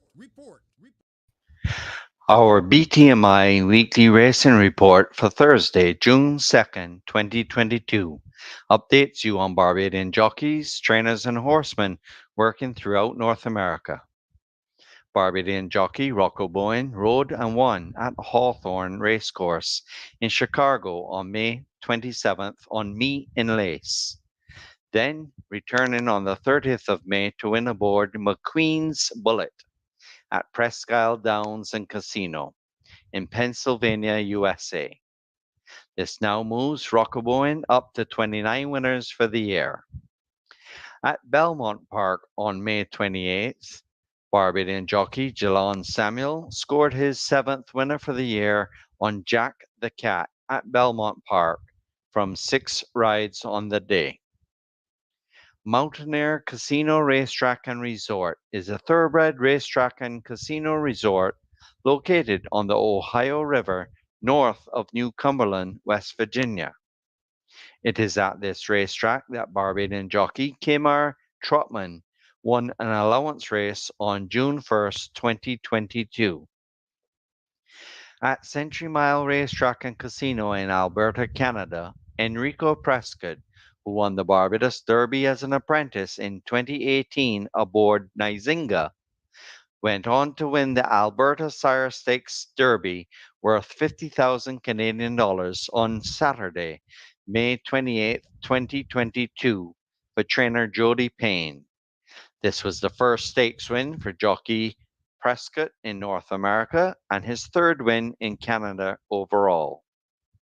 In the 6-horse field, Barbadian jockey Deshaun Bino finished second, while Rico Walcott finished third.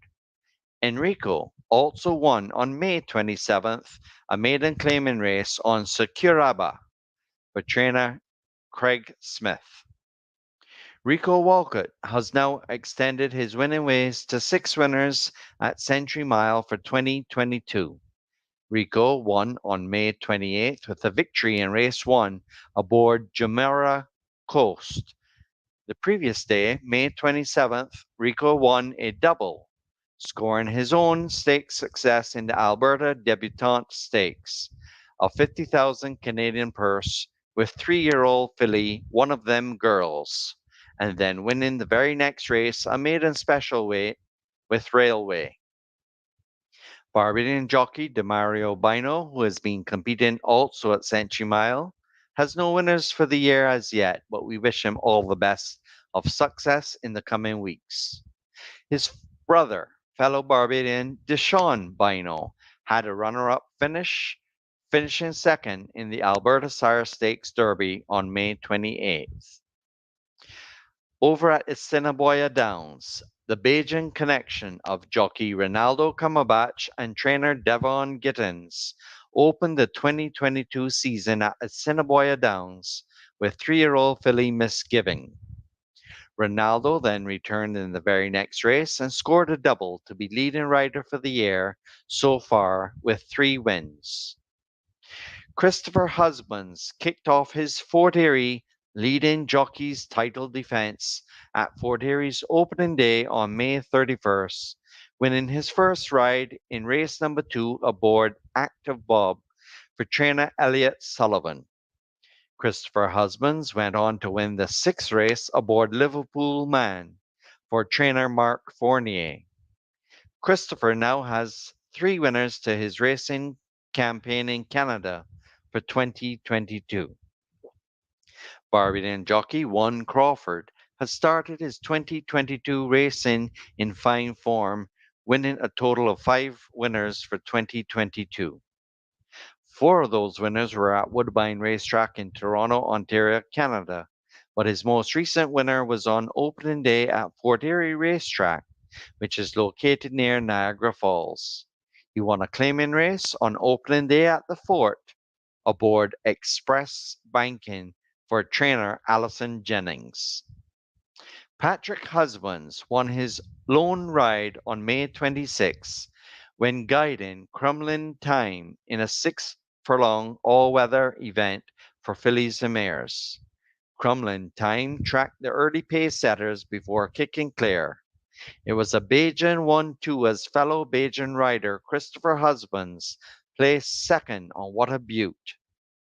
Although Patrick Husbands has only had 31 rides for the season at Woodbine, he continues to win on May 28th an optional claiming race aboard 12th Moon for trainer Mark Cassie to take his winning percentage up to 29%.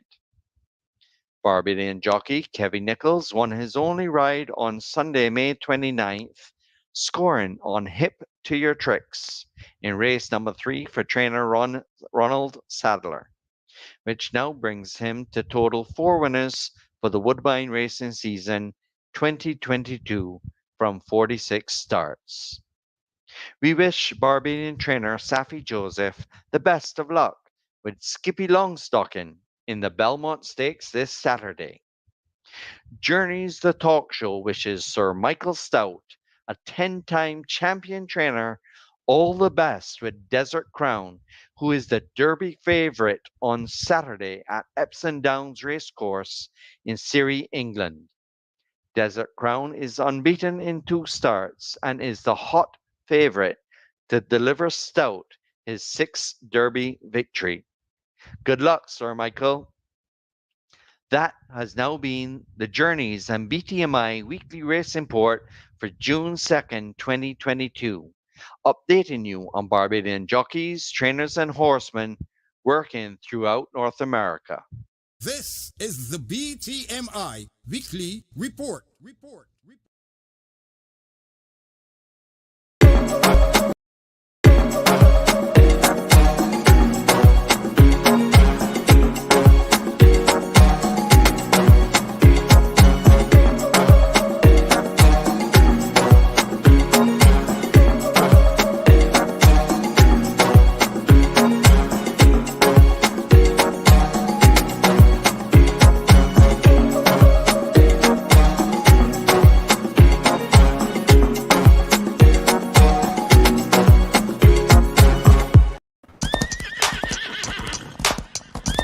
All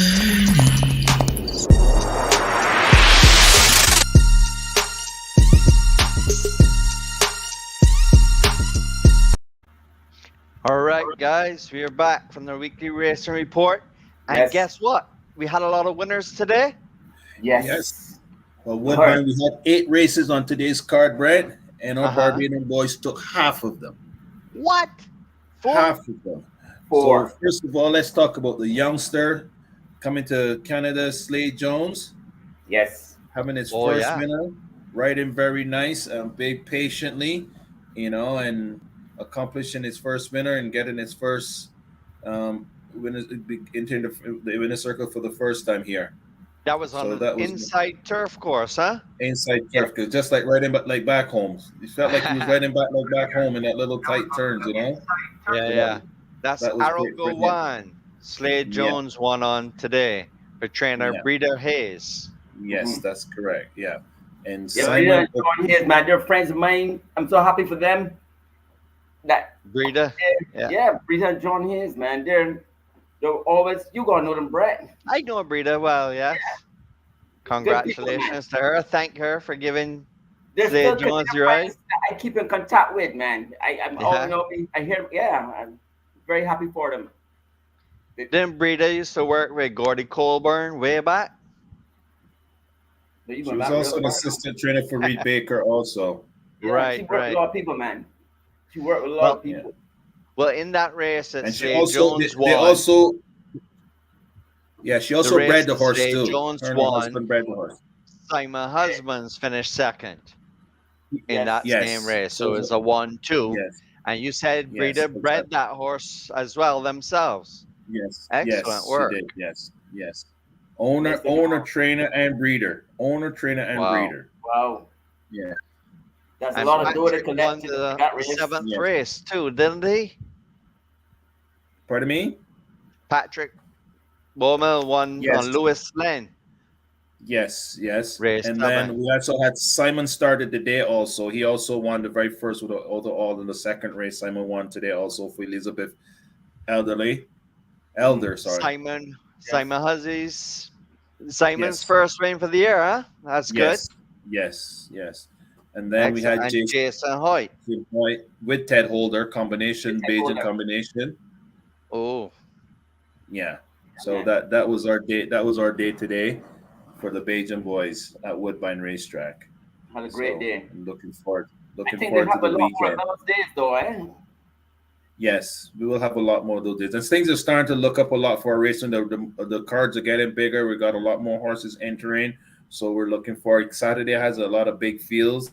So things are starting to come up. Like I was saying, I think that we were going to get rolling June, in the middle of June. We were going to really get rolling because our last 2 years, we didn't start racing till June. So that's the way it's starting to look right now. We got a lot of maidens and stuff like that. Yeah. We have 2 stake races on the weekend. We got the Royal Narv and we got the Belmahon on the weekend. But we got to So- talk about Fort Erie too, guys, because I mean, a lot of Bajan fellas did well down there over the weekend. Yes, too, man. and they had a big turnout down there too. Yeah, Have a 5,000 big turnout I down heard there. it was a record Yeah, in their I don't betting know what- handle, huh? yeah. I don't know what Well, the handle was, but they had a good turnout down 1,600,000, there, I think 1,600,000. which is pretty Wow. good. Yeah. You know what I mean? So, And 5,000 people. That's like getting back to the old times, man. yeah. And there's a lot of competition going on down there because I hear Ron Crawford giving it the talk out there. I hear Kurt Johnson giving the talk out there. So those guys, for what Chris was thinking, those guys got a rival going on down there. They're gonna make the racing excited down there for us. So it's like it's gonna be a Jamaican versus Barbados playing thing Yeah. down there. That's great. So something to look forward to. So Great, yeah. man. Yeah. Well, before we go to our racing correspondence at Fort Erie and Woodbine, we'd like to discuss about the BTMI sponsor, Sean, your friend, and my friend, Jens. Yes, that's right. Tell us about that beach interview that we're about to show. Well, we went back to the scene of the crime where we first met, put it that way, about 6-7 months ago. And it was good to have that conversation with him. I love to see when he comes out there to see all the people, looking at the horses and that kind of stuff. And he's a big fan of it too. He thinks it's something that we can develop. you know what I mean? Because right now it's a very organic thing. You know what I mean? Nothing's promoted about people coming down there. People just hear about it and head down that way. So we just had a discussion on the future and what we like to see how things go. Well, I don't have that video lined up right now, but tell us more about that interview. Well, The day we we went on Sunday. It was Sunday morning. We discussed everything. I mean, as I said, we met 6-7 months ago. right. We discussed those things at that time, and it was good to see him come back to the scene of the crime on Sunday because everything was. Sundays are the best days for horses down there to watch, right? Every hundreds of people, tourists come to watch horses swim. You get to meet all kinds of people from all over the world. That's the good thing about it. I've met people from Switzerland, Scotland, some places in Europe I can't even call. You know what I mean? Yeah. But it's very it's just good to see him willing to come down to check it out because he'd been to the races already, so he has an idea. He knows that they sponsor us, so they're just helping us out. I would say big times. Okay. Well, we can go to our racing correspondent and we'll return to the BTMI sponsorship with Jens at the beach. Let's right. introduce our racing correspondent, Chris Griffith from Fort Erie. Hey, Chris. What's going on? What's going on, bud? I just sat down. You bring me in right away. I don't even know what's going on. I missed most of the show already. You didn't even give me a chance. You didn't even give me a chance to make sure my hat's straight. Everything. Hey, Chris, it's like your agent put you on a horse and you don't know nothing about it. You just gotta get up and ride, buddy. I'm not going to get home and just sat down and I hear racing correspondent. What I don't even know what I'm supposed to be doing. Well, listen, man, you're a jock. You know what to do. Just ride the pony. Improvise. Yeah. But let's before we say that, today was your wife's birthday. Yes. Okay, and you went and celebrate a little bit. Yeah, we went and do a little something, and come back and get the kids to bed. There you go. So, where the old man? Where's my old man? He fall asleep on the show? No. We got him in the back waiting for us. So you'll get to see him in a couple minutes. He might be sleeping by the time you go back to him. No, don't do that. Don't say that. If we gotta bring him in and quickly and we don't want to throw him back in the back there just like that. So that's not right. So it's kind of very emotional. It was a very emotional show so far, but we're now getting warmed up and it meets the matter. Well, I'm not surprised because he like a little piece of crying every now and again. So. And he got his paper towel out and everything, Chris, and wet the tears and all that, and he still carried it with him. Oh, he was prepped and ready then. He was prepped and ready. Ready. He had his water and he had his paper. Yeah, okay. He was good. How long has he been on? Over an hour. Oh, an hour or so. Yeah. Okay. I have to watch back to see what he say about me. Well, it was so emotional that nothing much was said really, but I don't know, man. It was just emotional. Yeah. Oh boy. We'll leave that part for you to watch and you can join in after that. He taking a page out of Leroy book. I wasn't emotional. I talked long, but I didn't get emotional. Okay. Where's Tyler? You asking? Yeah. You need to set up a camera in his room, man, where he's sleeping. He might be sleeping too, eh? All right. So before he falls asleep, there's Brett. I thought he was bringing Tyler. No.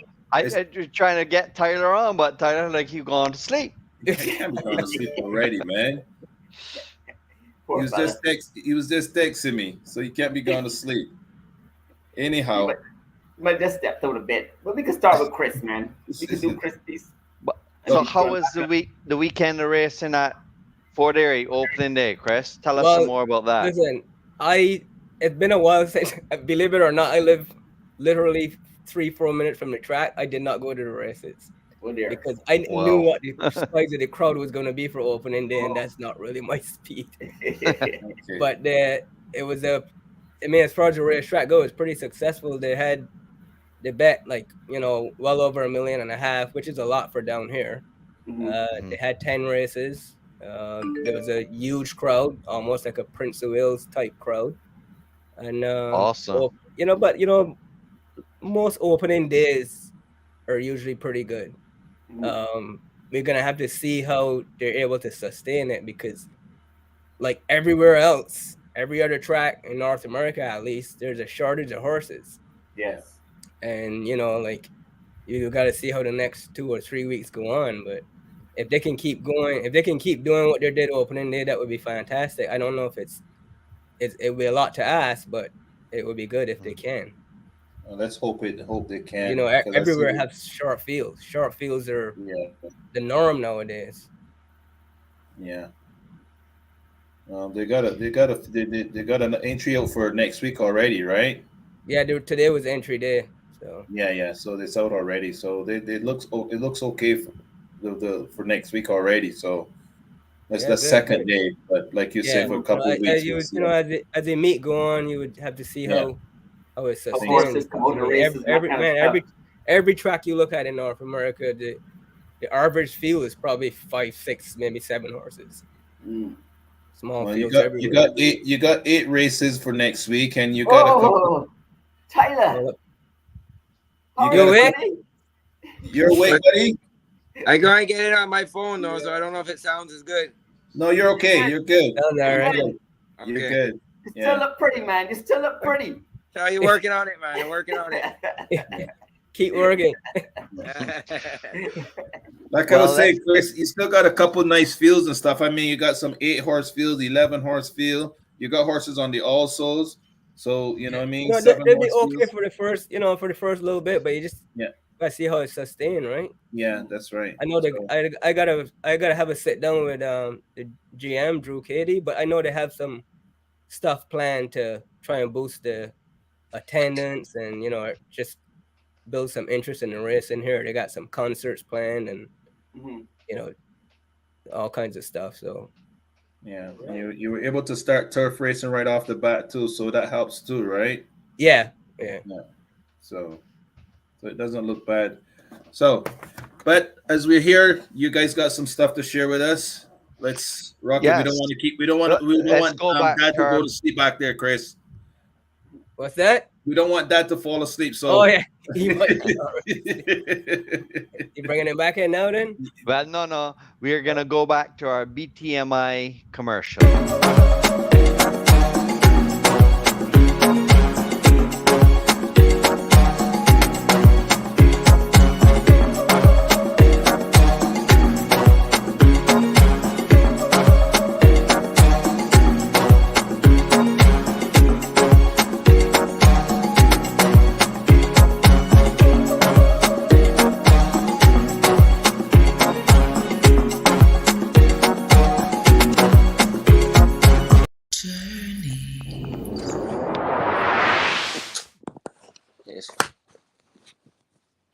Sean Hall from Journeys here. I'm here with the CEO of BTMI. How are you doing, sir? I'm doing great. Thank you. This is where we met. My first day on the island. First day on the island. Someone told me you gotta come down at 6 in the morning to the beach. I was staying at the Hilton at that time. Yes. I got lost. You got very lost. I got lost. You got very lost. I met you at the top of the road, going the wrong way. But I met you. You brought me back here. Brought you back in. It was my first experience in Barbados. And it seems that experience was great because you're back here with us talking. And I just want to see for yourself, what do you think is the potential for what we do down here? Do you think that is something that people all around the world would like to see? You know what, I think Barbados is more than just the vision that people have in terms of beaches and sand. Yes, that is at the beach, but this is something that is unique, that you don't find in other destinations and other Caribbean islands. Right. And I think we need to make sure that people know that there's more than just what you can have at a beach destination. Yes. And this is one thing about it, and Yes. but there's a lot of other experiences as well that people don't know about. Of course. So this is a great example, but I think we need to go out there and really support the small businesses, Yes. entrepreneurs like yours, and, Yes. and just make sure that everyone is included in the tourism ecosystem. Right. Well, because this is also tied in, what we do here is also tied in with the Garrison, races at the Garrison, that kind of stuff. Because every one of these horses here race at the racetrack on Saturdays and that kind of stuff. And, people seem to, they see us here during the days, and then they come on Saturdays to the racetrack.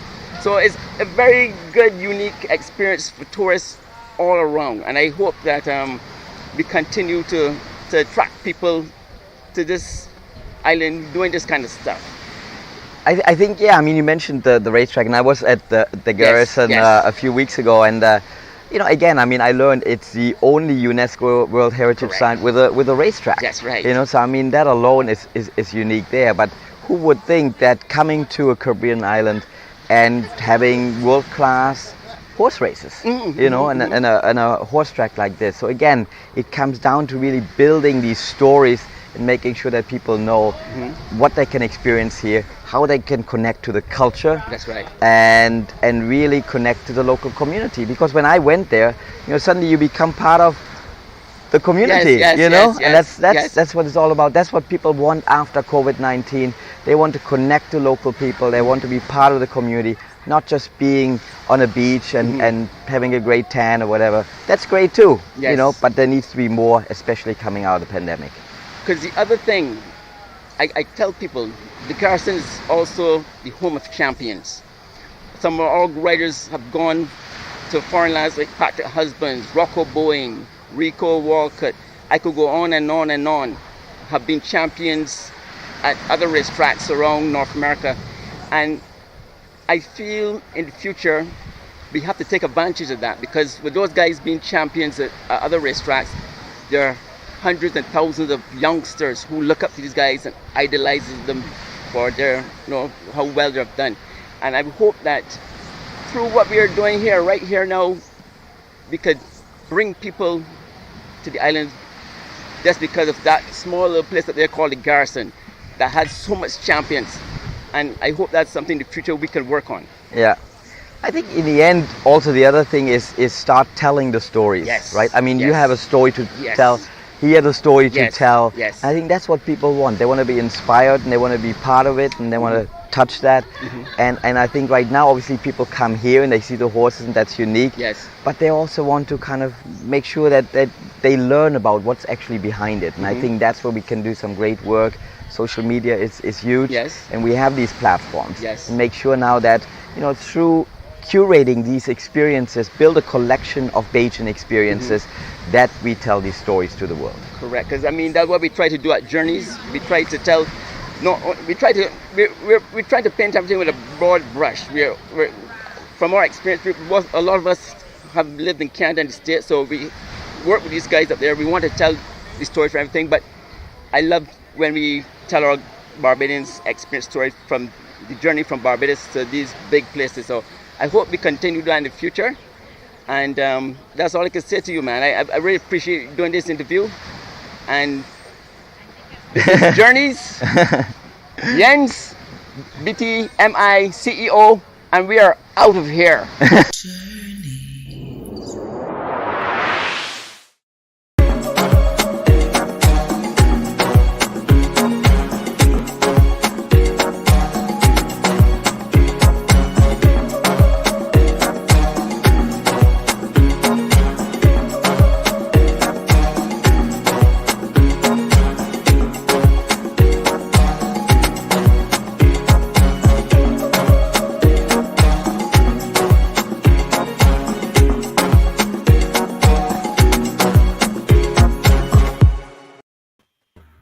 All right, guys.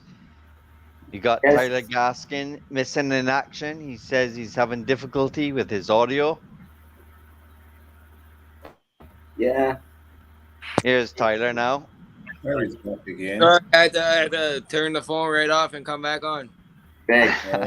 You're back. The phone wants to go to sleep like you do. I gotta take care of that board.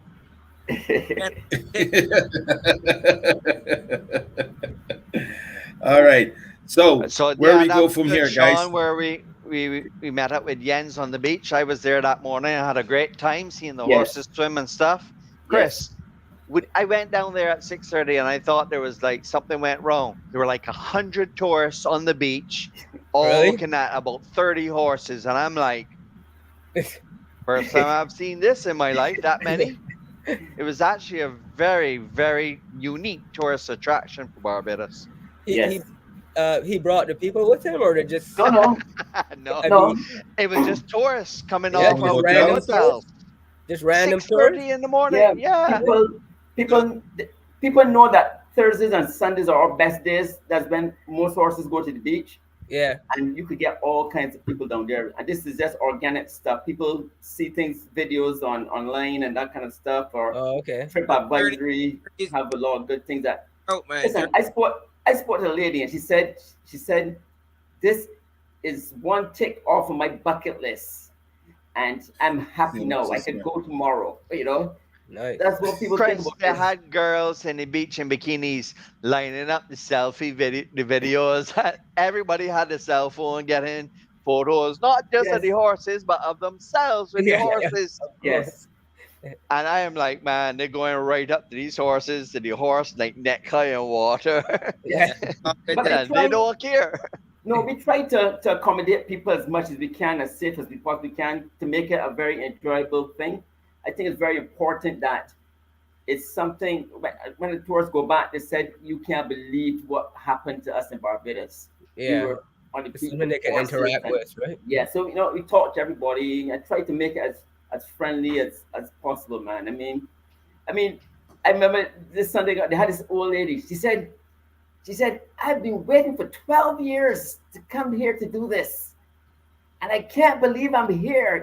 So you hear all these stories, but people can't believe. And, for us, we take it for granted. You know what I mean? Because we grew up doing it, right? Just another beach there. But people, man, it's really, man, something big for a lot of people. And I hope, maybe we do more to promote it so that it could be, even the hotel down there, Radisson, as they said, they need to promote themselves, because people are staying at other hotels and coming to the beach right in front of their hotel. Yeah. You know what I mean? People should be coming down the stairs and going right to, going back upstairs to their rooms. To their rooms, yeah. They should have breakfast open easily for those people to grab a bite to eat and watch the horses. They should market this thing, man, to the hilts. You know what I mean? But they're a few steps behind. Get taffy down there with bread and tools. Let them get no. You're right. Anyhow, Tyler, tell us about your little interview that you did with Nigel. I just was looking for a young trainer. Nigel's got off to a great start. He's doing a great job. Horses look very well, and his year has started off quite well. Like I said, 50% in his races. Just figured to give him a shout out, let people see him, and let him be known. Okay, let's line this up.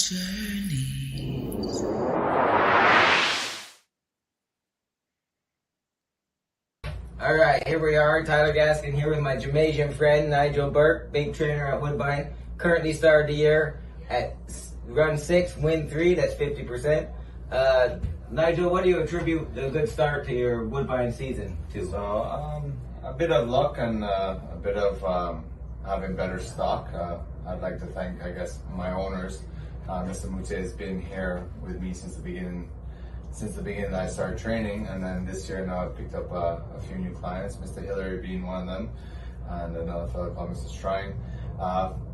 Better stock and my staff. I've got good staff this year, and it's all a team effort, and definitely team is what this is all about. And if you don't have a good team, you won't have success. 100%. Without the team, it's hard to do. Now, you work for some Hall of Fame trainers like Roger Atfield and Brian Lynch. What are some of the key points you took from them and you use in your daily training? So the best thing is that you could take a little bit of something from everybody. With Lynch, I learned how to pay attention to small small details, and those small details you don't want them to turn into big problems. So with him, it was all the attention of details, and learning from Roger Atfield was how to train a good horse. And I know everybody says, well, anybody can train a good horse, and that's actually not a true statement at all. That trainer has to be able to bring out the best in that good horse and actually take him to the next level. And that's what I learned from Atfield. I was blessed to be around some very nice horses. I looked after some very nice horses working for Atfield, as well as Lynch. But for him, it was definitely how to train a good horse. Excellent. That's a very, very good point for young and upcoming trainers. And Nigel, we have a little bit, most of the year still to go. What are your goals for this year, and hopes and aspirations and big outcomes? So as I said before, I was lucky enough to have a good start. I haven't had a start like this in the 5 years I've been training. It's all about keeping the horses happy and definitely keeping them sound, and hopefully that I put them in the right spots and that they continue to achieve great things. And I don't have any goals really set to how many races I want to win. I just wanted that whenever I walk over to the front side, that every time I walk over there, I know that my horse got a chance and that I put them in the right spots. Well, you got all of the Caribbean cheering for you, Barbados, I'm sure some Jamaicans now. Good luck to you, sir. We'll be watching, and we'll be betting on you because you're 50%. You can't beat that. So I'm Nigel Burke, and I'm coming to you from Woodbine, and you're watching Journeys.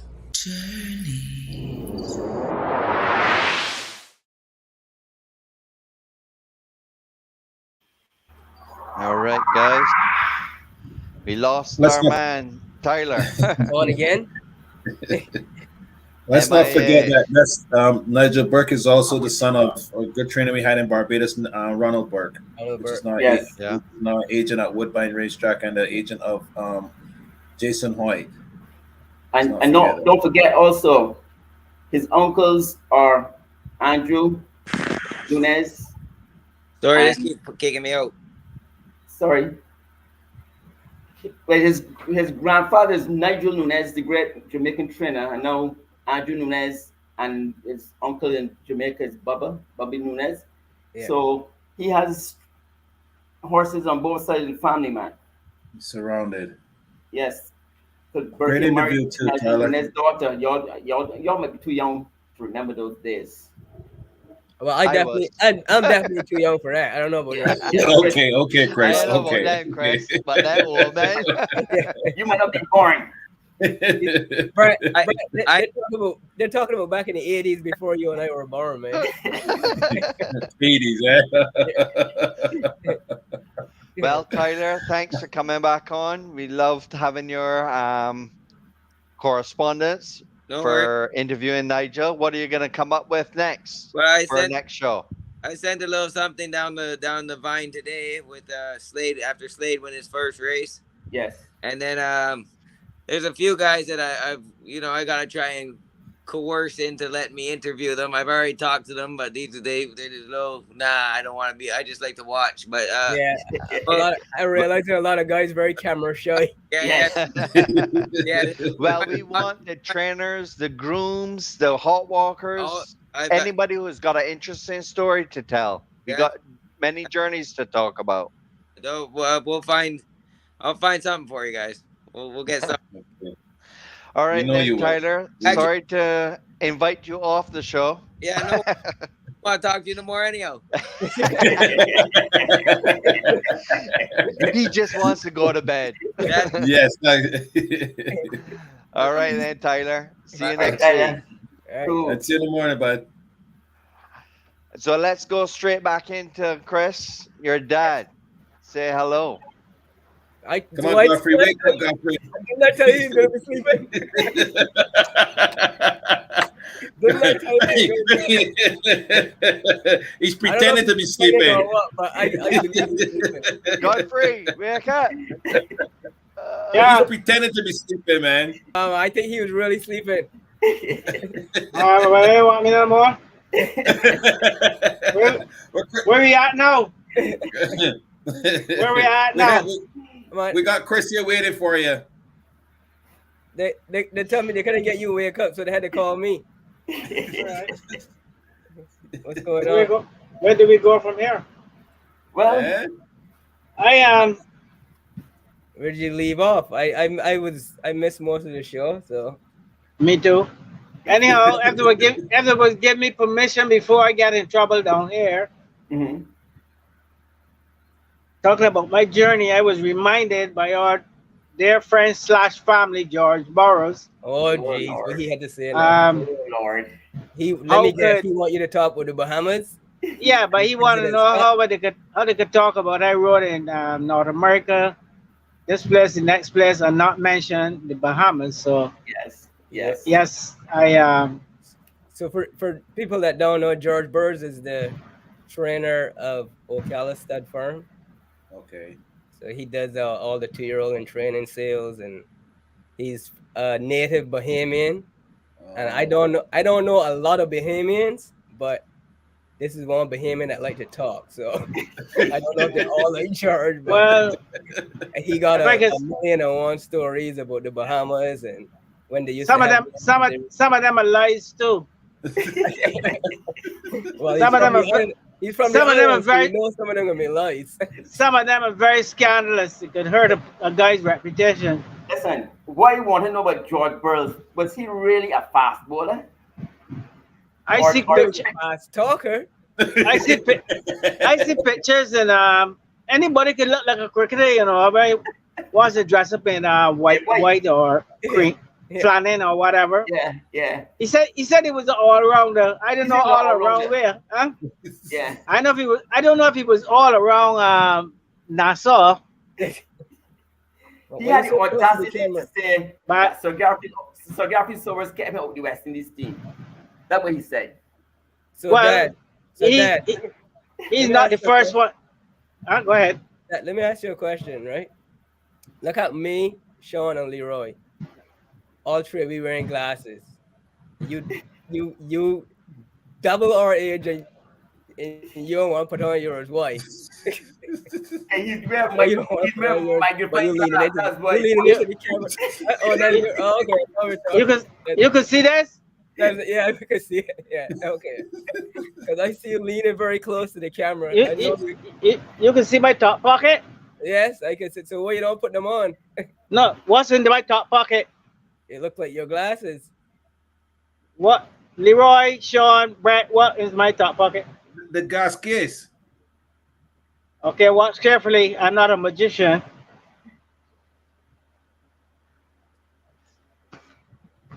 What you see? That's a very big. We can't see nothing because you're blocking the screen. That's a satellite. That's a satellite you just put on polluted. That look like a satellite or writing boot. It's a writing boot. A tablecloth. It looks like a writing boot. This is a jockey's boot. This is all the memory I have left. Of writing? I mean, this is a pair of light jockey boots that couldn't wear a quarter pound, or just about a quarter pound. And this must be older. This must be older than any of y'all on the show. This got to be 40 something years. I sure anyhow wore them when I was younger too. Huh? Wait, how many tracks? I wore them when I was younger too. How many tracks you know that? I was trying to get there, and I tried to do it fast. I tried to do it fast now. Okay, started in Barbados, went to Trinidad, went to Guyana, right. Patsy Springer, the late Patsy Springer, back in '86 or something like that, asked me if I would like to go to the Bahamas. I thought he was talking. I thought he was talking about a cruise, but then he said, "You got me 76." 76. You got me 76, not 86. You telling the story or me? Oh no, I said 76. No, you said 86. No. Okay, 86. I'm sorry. I told you something. It was 68. I'm sorry. Oh, it's even further back. Okay, I'm sorry. He asked me if I would like to go to the Bahamas to ride, and I said, "Yeah." I didn't even know we had the Bahamas was at. So he hooked me up. Whatever. Jump on a plane, right to the Bahamas, and went there and rode for the season was already started. Went there and ride for part of the season, went some races there, came back to Barbados. I think I went there like maybe 4 years, back and forth, back and forth. George wanted me to mention the big races, that so-called big races that I won there, like the Prime Minister's Trophy. the Prime Minister's Cup was the equivalent to like Barbados Sandy Gold Cup. Lane or Barbados Gold Cup, whatever, and break this track record. The next thing. So I did that a couple of times, and I was fairly successful there. I was lucky once to ride like 11 races, won 7, and the man who owned the track had also owned a racetrack in Florida. At the time, it was called Tropical Park. People would associate that with "Let's go to the races," if you remember. That was Hialeah, right? No, that was Tropical Park. Oh, okay. So it's completely Tropical Park. Calder replaced Tropical Park after that closed. Yeah. So I rode these 11 races, win 7, blah, blah, blah. The man asked me if I would like to go ride in the States. Yeah. And he tore a piece of paper, wrote a number on it, and told me he was going to call this trainer at Gulfstream. And, you know, the trainer would be expecting me when I could go. And he asked me, well, when could I go? And it was around minutes to 12, I guess. And I said, when the next flight leave? So I went back to where I was staying, get my things together, get in a taxi, going to Nassau Airport, flew to Miami, didn't know where I'm going. Got a taxi. I asked the guy to take me to a hotel, the closest one to Gulfstream. And like a clown, I got dressed up, trying to make a good impression. White shoes, cream pants, you name it. Going to Gulfstream, don't know where I'm going. Walk through the bottom of the grandstand, jump the fence, walk up in the mud in my white shoes from the wire back up into the chute. I don't know which of y'all are familiar with Gulfstream. Yeah. Walked straight into the stable yard. There was some men standing outside, looking at me like, well, without saying a word. The look on their faces was like saying, "This guy got to be crazy." Because I can't remember the man name now, who sent me there. Told me I was going to barn 4 or barn D. I can't remember which it was. I walked straight to the barn. The man was to say he's out on the track, so I know he had to be one of the men that I walked past in the mud.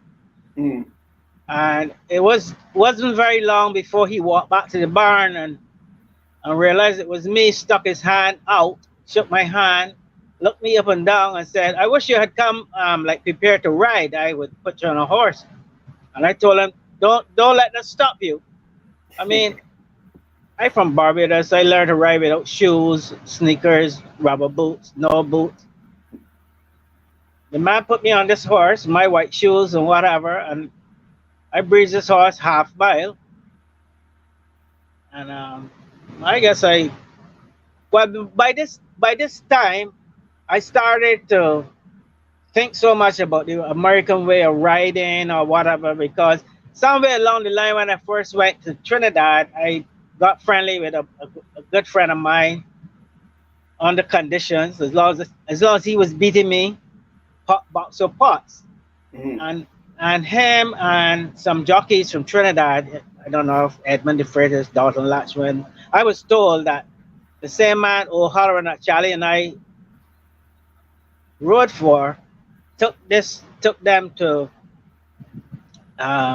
Puerto Rico. So after getting friendly with Potts came back.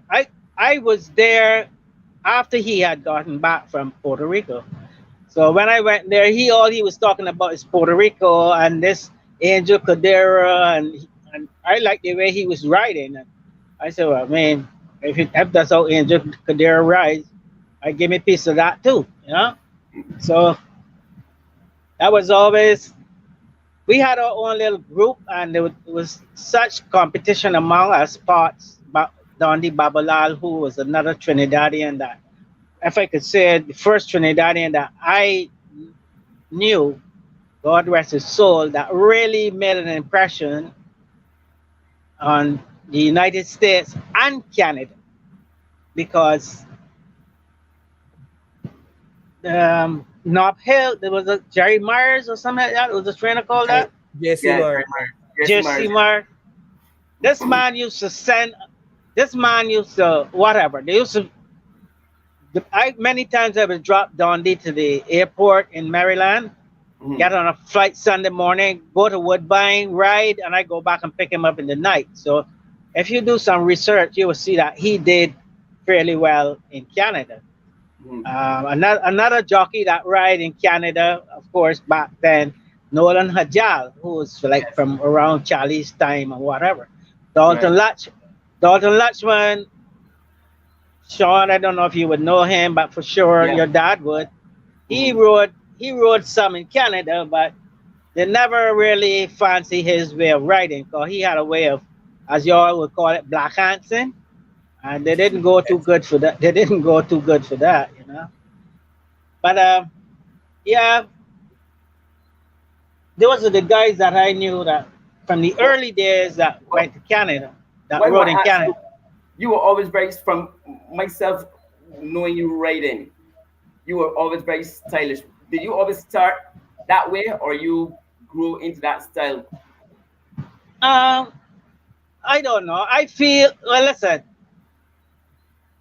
I know it take a long way to make a point, but when I was about somewhere between 10 and 12, I remember wearing a pants, and it had a patch. And well, he really wasn't my grandfather, but he was my he wasn't my father's father, but he was married to my father's mother, which is my grandmother. Right. And he looked at me and he said to me, I'm too young to wear patches. And I never wore a patch from that day on. I always believed that you could be tidy, you could be poor. Like most of us, I don't know about you, Sean, the way most of us grew up, not you, Brett. You could have 2 t-shirts and still be tidy, because you could wash one and have the clean one when the other one is drying. So there's no excuse. And to answer your question, Sean, that was just me from small. My dad sailed all over the world. And my father always dressed neatly as far as I was concerned. My old man always dressed nice, like his shoes polished, this thing, you know, whatever. So I came along with that kind of way of thinking, that, you know, the way you present yourself means a lot. And then my early exposure to North America, or I'm sorry, to going to the US, I thought, man, the first time I saw races in the same Florida, the Tropical Park, because the racing commission, I guess they were invited to this track in the US. And I don't know, I'm a Bajan, and they carry me as a representative for the jockeys. How the hell you gonna do that? I know Bajan. But I went on the behalf of the jockeys, and it was such a great experience. Me and my little Swan Street suit, feel that I looked the part. And Sean, when I saw these guys riding, I tell myself, it kind of humbled me a bit. Man, you think you could ride? Or you starting to feel a little bit cocky, feeling you could ride? Now that is what I call riding. And from that day till now, and I always tell a friend of mine in New York, Derek, because I'm sure he would want his name mentioned. I always tell him or few people that would listen, I've never been to a racetrack, any part of the US, and I didn't leave with an impression or two of riders that I've never seen them, never heard about them. There always seem to be some. There are riders that win 3,000-4,000 races that we maybe never even heard about. Mm-hmm. The first time I rode at Monmouth Park, 1971. Now I come from Barbados and Trinidad, and I can say you're young. Nobody would know better than you, Sean.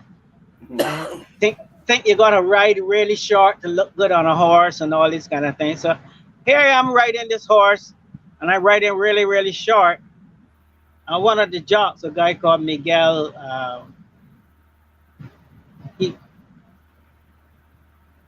Michael Miguel or something like that. He rode a horse, I think one time won the first 2 legs of the Triple Crown. He looked at me, I can't remember what he called me, and he told me I was riding too short. But what I didn't know, like trying to ride short in Barbados, trying to ride short in Trinidad, these guys, would you consider me tall as a jockey? Not really. Probably. Man, yeah, I am tall. Yeah, compared to a lot of jockeys. Yeah, I am tall. But you what, 5'5"? No, maybe borderline 5'4" or whatever.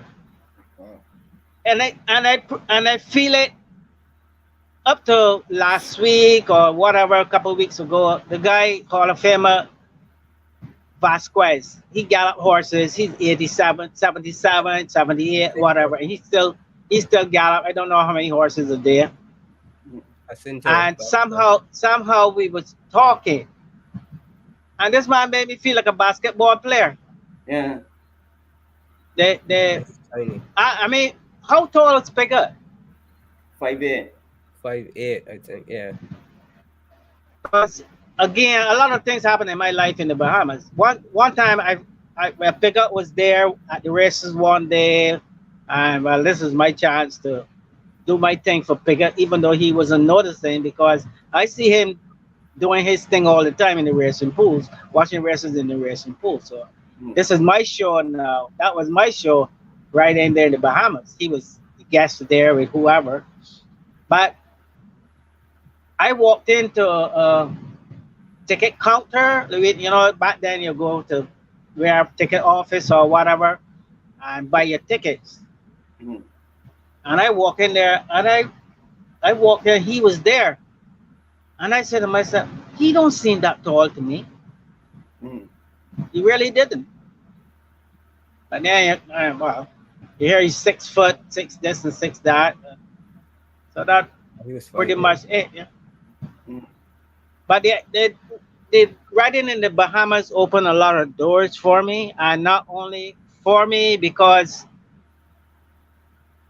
I honestly believe, and I'm not saying it now because of your show and everybody trying to help the other person.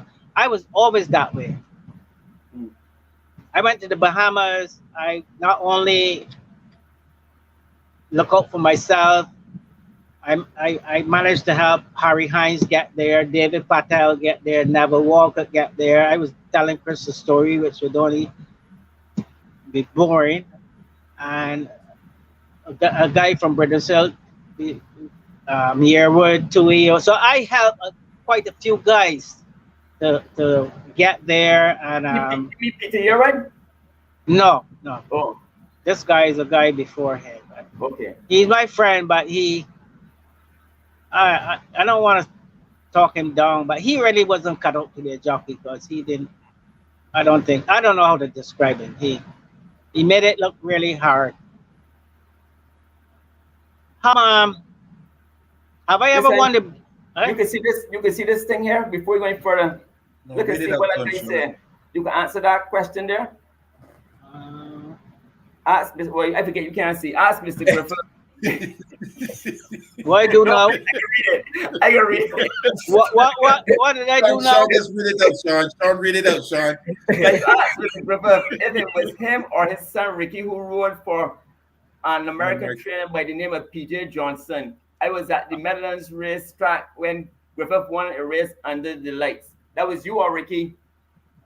I wonder if I could get away with that lie and say it's me. No, that was Ricky. You might have got away with it if I wasn't here. No, that was Ricky. I'll give you a quick story though. When Ricky had a little stint in New York, Wait, hold on, this guy said, I saw Donnie Bamla as an apprentice riding at the Garrison. Also followed his riding in the West at Bowie and Meadowlands. I can only remember all those old-time Trinidadian jockeys Mr. Griffith is speaking about. All right. Why you gonna call me Mr. Griffith and he can't call none of y'all that? Call you Mr. Griffith, sir. He call you Mr. Griffith. You know exactly why. Anyhow. Yeah. I want to know good Wixo was also. So we get that. Well, it depends on who you ask. Asking you. Well, I try to always say how good she was. And not that it worried me because I know different. Can I slip in a quick one there? Yeah. The two worst rides Wixo ever had. Was by you? Hell no. Harry Springer and Chris Griffith. And Chris Griffith. Wait. Yeah. Huh? How Chris you talking about? Chris, you rode Wait, that horse, Chris? Wixo? I don't even know born when Wixo was running. What he talking about? You got okay. I got some timers. But let me tell you something. One morning, him and Ricky, whatever, went down to the track. And the grooms with the groom of Wixo put him on Wixo. So from time the horse crossed by the flagman, the guy who used to groom Wixo throw him up on the horse. Who up? Me? Yeah, you skinny. I could say teeth without you all thinking that I don't know how to say teeth. That horse, how old the horse was? Listen, who telling this story? Don't mind Chris talking about things. I had Chris when I was 15. I'm only 15 years old, and Chris. You better stop telling lies on this people. All right. Yeah, Chris, you cannot remember that, but the guy put you on Vic. So yeah.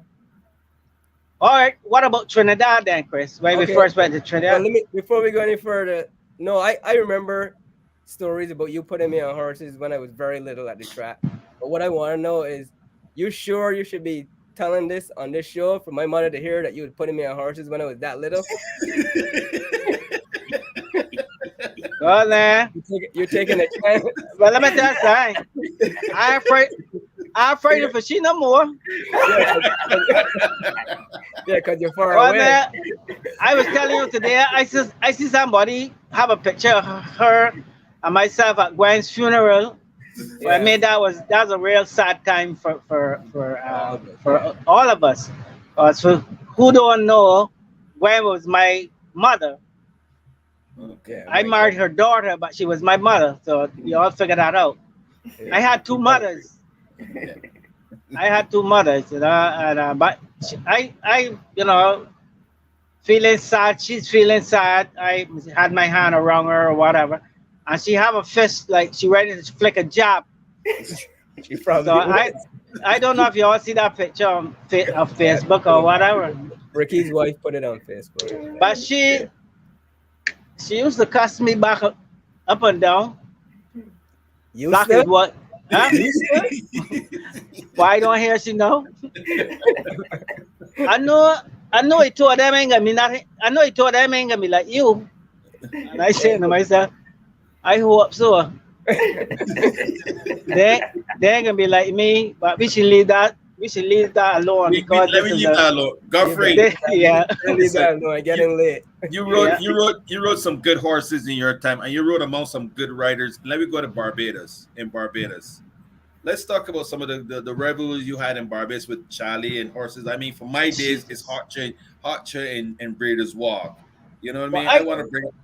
I just got you telling you, God, now my wife used to beat me. I know you want to add more. You want to add more legs to. You want to add more legs to me. Yeah, well, that's. I was so, as we would say, hard days. Yeah. I was so hard days growing up. My mother used to beat me so much. When I thought that was legs, I started riding with Charlie. Yeah. He must have double the amount of legs he give me. He must have double the legs that my mother give me. A little trivia here for you. Have I ever won the Derby in Barbados? Yes. 1976. Did I come close to winning it any time after that? Yes. 1977. Did I ever come? That was real close. I have my reservations about that, but I learned to live with it. You want me to drum? Let me tell you something, or ask you something. To me, running second in the Derby, I just glad for the owner because he got a little bit more money, but it do nothing for me but add to my agony. Mm-hmm. If I'm not mistaken, no, I'm not mistaken. I won the Derby once in Barbados, and overall between Trinidad and Barbados, I was second in the Derby 3 times. You think one jockey should beat another jockey that amount of times in a Derby? I didn't care for the run. Huh? You dislike Charlie that much? Or Charlie disliked you? Hey, I saying this in all. I'm saying this in fun because I don't want people to get the wrong impression. No. We're not giving. No. I mean, as a writer, guy Charlie beating that the guy beat you all the time. 3 other times. Huh? It was Charlie that beat you all 3. Well, listen. Even if it was twice, mm-hmm. It looked so hot that I think it was every time I ran second in the Derby that he beat me. It was Charlie. But Charlie went like 12 derbies in Barbados, and me all in Barbados alone like this. There's no jockey. Well, I can't say it in the world because I didn't go to the US or the little time I was in Canada to see who jockeys like riding more than the next. But I could only speak from my experience around Barbados, Trinidad, whatever, riding with Charlie. There's no jockey I know that liked more riding or had liked more riding than Charlie. Charlie fell one day. I was glad that he didn't maybe get seriously hurt or injured. But the face bleeding, that's what John almost get that from. Charlie bleeding, go on to the hospital, and they write my name against Hotcha. I said, Lord, this is going to be fireworks today. And time stood still. The last race or whatever race was I supposed now to replace him. That time took so long to come. When I look, I see one of the ambulance or whatever, drive Charlie back from the hospital. All the bandages that you could put on a mark cut on his face. Charlie come back a rider. You understand what I'm saying? Yeah. I'm saying, like, Lord, why he could come like 15 minutes after. But that was my first indication of how much this man liked riding. And when I thought that was it, he fell in Trinidad one time. There been a million people around the ambulance because the man fell. Everybody walked to the hospital with Charlie, blah, blah, blah. Charlie going to the hospital, races running or continuing. Are you allowed to talk these things? Yeah. A race running. All the jockeys who wasn't riding out front watching the race running. When I look, Charlie walked back through the jockey's room door, hole in the ribs. Uh, going in like he got, going in like he got dead. Go out there. Sure, you know Port Spain, the old Port Spain. Yeah. When he looked to the window, look outside, the winner must have been about 6 or 7 lengths. And the second horse now flashed past. It was a Jamaican horse that ended up in Trinidad, but Charlie was named on the horse to ride. He was supposed to ride the horse that day. The horse, yeah, I think so. If I'm wrong, he would correct somebody. The horse ran second, not by a head, half length that you would feel, but if it was me, I would make the difference. How much difference can I make when a horse win by 7 lengths or 6 lengths or whatever? And Charlie holding his ribs. I can never say this without laughing. When he looked out and see this horse run second, he said, I could have ride that. You understand what I'm saying? I said to myself, this man like riding. Because there's no way I would have fall down, go to the hospital, come back, and all that pain and thing. I'm still thinking about wanting to ride. If jockeys was like the army, where you have soldiers fighting in the war and thing with you, I would want to be in the trench with Charlie. Because you had to kill him. You had to kill him to stop him. He's one tough red. Oh boy, sorry. He's one tough SOB. Yeah. So would you say he's one of the best? Would you say he's one of the best Caribbean riders you ever ridden with? If I said different, is any way I can admit this and he don't hear it? Yeah, we will edit it out afterwards. Please do. If I said different, I would be the biggest liar Barbados ever produced. But what was so special about him, Geoffrey, as a rider? If I knew, I would have beat him more times. Listen, there was a meeting in a Rima once, and I guess that might have been my best meet. Because if I'm right, I won like maybe about 8 races, not 8 or 9 races. Should have won. If I won 9, I should have won 10. Because I find myself having the choice of choosing 2 horses in the same race. And I told the guy, I was living at the guy, you know. That was a meet where a family adopted me. The man tell me all these things, but he think I'm such a good jockey. But as we say in Barbados, I walk less, and that's true. The man and his wife invited me to come and live in a home in a place called Valsen, a real nice area. In the mornings when I finish gallop, instead of stopping by some shop or parlor, as they was call it, and eat whatever I could get my hand on, I would go home. The guy with wife would prepare dinner for me. Lunch, breakfast for me. Then it was lunch, dinner, and this good living was killing me. Cause at night when I want to go out, when people trying to help you, you should try to help yourself. I was going to bed early, getting up early, running, doing all the things that a jockey or we talking jockeys, that jockeys should do.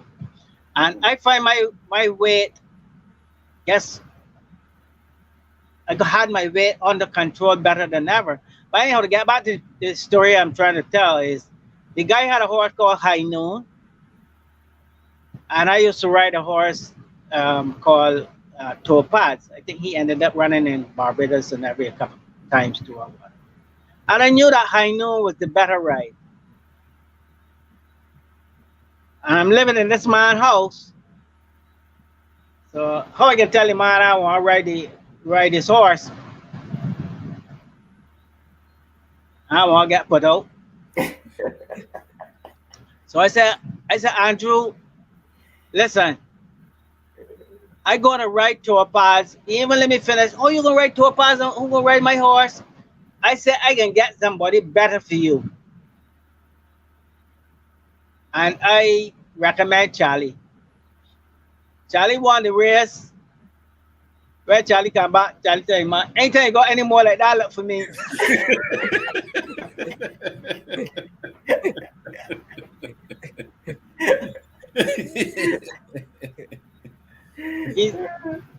I really don't know. Charlie would ride anywhere, under any condition, fight with don't care who. One time again we a Rima and some big commotion going on in the jockey's room. They said a fight going on in there, and the door. Oh, everybody ran to the door and got the door blocked. I can't see over the head, can't picture the legs or whatever. But when the smoke cleared and everything, I get to find out. Charlie and they're fighting with the Latchmans and the Hassel runners. You know how much family that is? There's a place called Bosse. I don't know if I pronounce it right. There's a place called Bosse in Trinidad. Everybody there's family. So he fight. There was Reno, his brother Francis. I don't know if Kenny Latchman was there because he's a Latchman too. But that was a bad test. That was a bad decision to make to fight with this whole crowd of people. God, man, I didn't see the fight, but Charlie fighting with these people. And when I finally get to go back in the jockey room, he said, "Mark Griffith, I'm looking for you." Looking for me to do or get beat too. I said, "My Charlie go all night was out there doing the dog. They wouldn't let me get in." Then this is another heat, and this is another hearsay story. Go on Martini, he has some jockey down there fighting. You gonna pick a fight with a man, go man, you man fighting, and you can't even understand what he's saying. Why on the top of the Martini? As usual, he was at the captain. You ride Saturday. Griff, you wanna go Martini tomorrow? I don't even think twice. Yeah, man. And then after I say yes, man, I say, but you know that's real foolish, you know. You've been starving yourself since Wednesday. Race is finished. Today is Saturday. What if you want to go and ride down there tomorrow but you can't eat again? I should say no and go across by the corner and eat all these cheese cutters that you can eat. So anyhow, but they need a lightweight. But so you want to go? Yeah, man. We go on Martini on this little charter plane. When we go to the immigration, but as far as I'm concerned, I respect the man. He's the captain. Charlie going forward, give his passport. I don't know what. I give my passport. A couple other guys give the passport and thing. I see Bison start feeling in top pocket. And I look in. Bison pull out a piece of paper, fold it a little bit bigger than a stamp, and unfold this thing and get the immigration. The Frenchman tell him, passport. Bison took up. I don't know how many y'all knew Bison. What do you mean? The man tell Bison, the immigration told Bison, passport. Bison said, I lost my passport, man. I lost my passport. Bison Bison had an emergency permit or something to travel between Barbados and Trinidad. Bison go on Martinique and then the man look at Bison and said, "No Martinique." Charlie said, wait. Bison man step back and get in my room. Now I really was expecting Charlie. My 15 minutes go a long time. I really was expecting Charlie, this large boy and whatever to go up there now and start rattling off some French. Charlie stop up front and point at Bison. The immigration stand at Charlie. Point at Bison.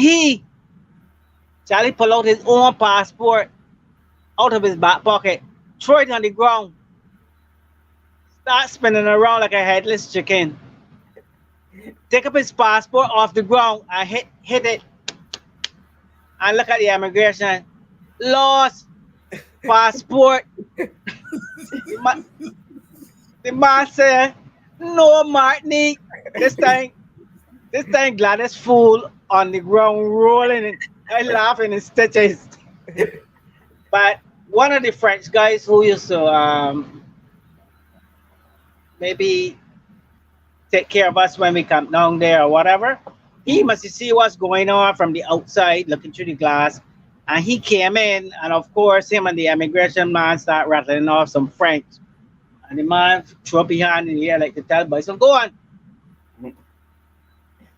They take us straight to the dog. I'm sorry, they just took us. First of all, they took us. First thing you do when you go down there, they take you to eat. Now, who should encourage me to eat, knowing that I always heavy? So we go out to eat, and Bison looking up at the menu, and like can't make up his mind what to eat. Now I know because of Bison's religion and whatever, and even if I shouldn't have done it, I thought it was fun at the time. Bison can't decide what to eat. Bison looking. I tell him, I try a hamburger now, because he don't eat beef. I can't say, since he must have gone to sleep, the 11-year-old boy. You think he be still up still? Of course. But I can't cuss then. I tell Bison, what take a hamburger then? He asked me, you think I'm a, you know what, the worst start with a C.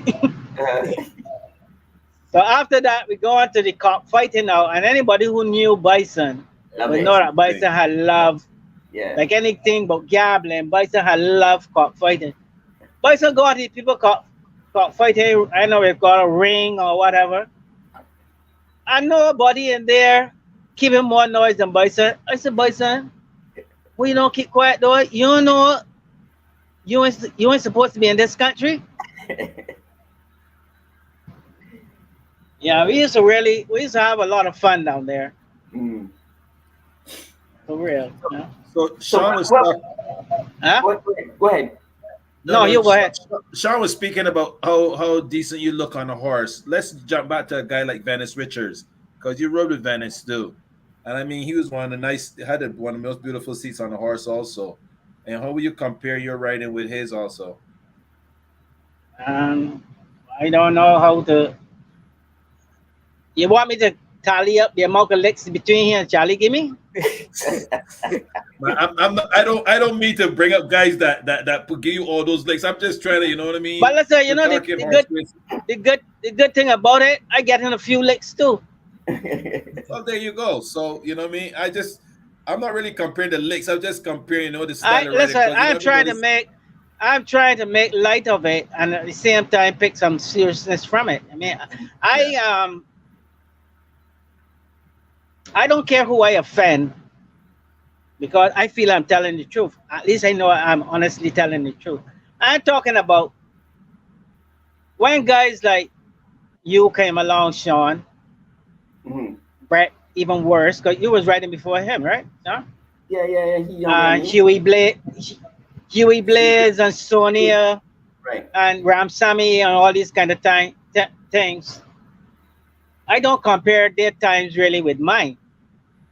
But in my time, I used to feel that if I beat him or Venice, that I did something.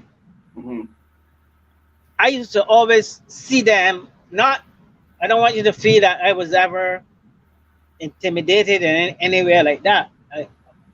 But even if I was, I wouldn't let it show. But I always figure when you know that you beat them or something like that, I could honestly feel that I did something. But I like talking about Charlie because Charlie is such in a way, prankster or whatever. I never knew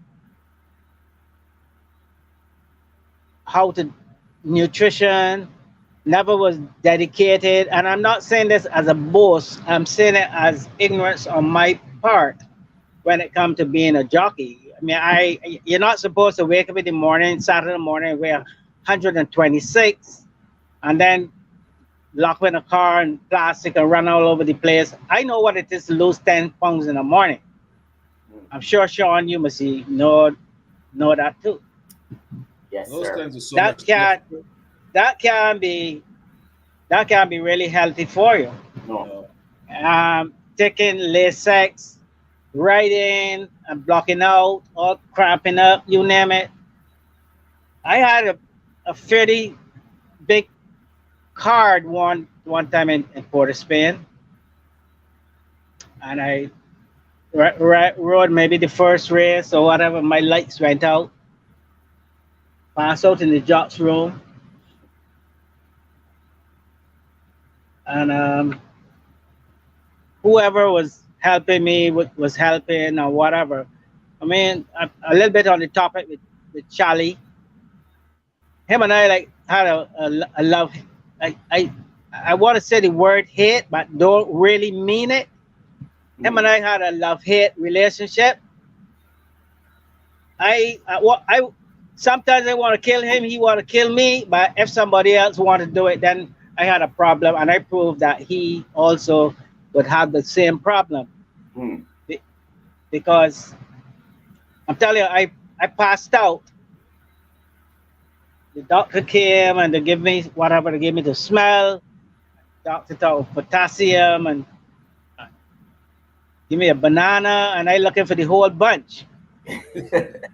One banana, and one banana so good. Why you don't give me 6 or 8? You know. And that's what he gave me salt. And next thing. Well, of course, the show must go on. All them rides that I had in between already taken. And somebody, well, I don't even care about riding then. I so angry at myself and embarrassed and whatever. I don't even want to get dressed and go to the jockey's room because I want nobody asking me nothing. So I stayed in there and drink and eat whatever I could get my hand and my mouth on. I started to feel a little hydrated. And Bobby Hardwich, the old Englishman that used to end up dancing, Peter Olshawn. Yeah, I remember him. He was a strong believer. He used to make me feel that I was all that too. And he stuck it out, and he rode me on the horse I was supposed to ride for him in the last race. And I got lucky, and I won just to redeem myself a little bit. Now Charlie know what he's going to say or what aggravate Francis has a runner, because Francis had a fairly good argument about being the best jockey among us. But I know sometimes we have good arguments, but we still lose. Because he never took the time. He didn't like Venice. He didn't like Charlie. I mean, only meaning, but I don't like them because they can't ride better than him. I don't mean like looking to do them any harm or anything like that. And I used to always try to feed his ego. But I used to say to myself, this guy wasting his time so much trying to get at Venice and Charlie. And he wouldn't even take the time to realize when he get to me, that's where the buck stop. He got to get past me to get to them. Did I make any sense there? Yes. I understand what you're saying. Find myself at Union Park one day, and 3 horses in a race. Just with the 3 jockeys. Venice Richards, Challenger Jones, and poor me, Geoffrey Griffith. I don't care. People talk about you could read a racing form and do this. You could read a racing form upside down, sideways. You could even eat it, and the results would have been the same. I said to myself, Lord, why me? I can't go there and ride a car and tell people I finished third. I finished last. Why me, Lord? But just like you all kidnap me or whatever you all do to get me on this show, I was too committed, and I went out and as usually told the game me some licks. I can't remember which one won the race, but I know who ran last.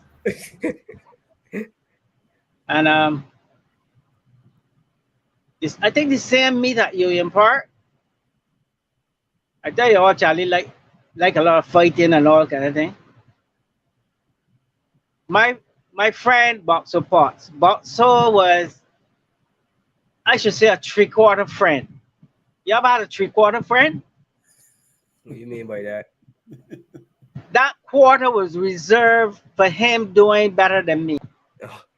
As long as he doing better than me, you're good. We good. And you never would, whenever you get a chance to really rub it in, I would have,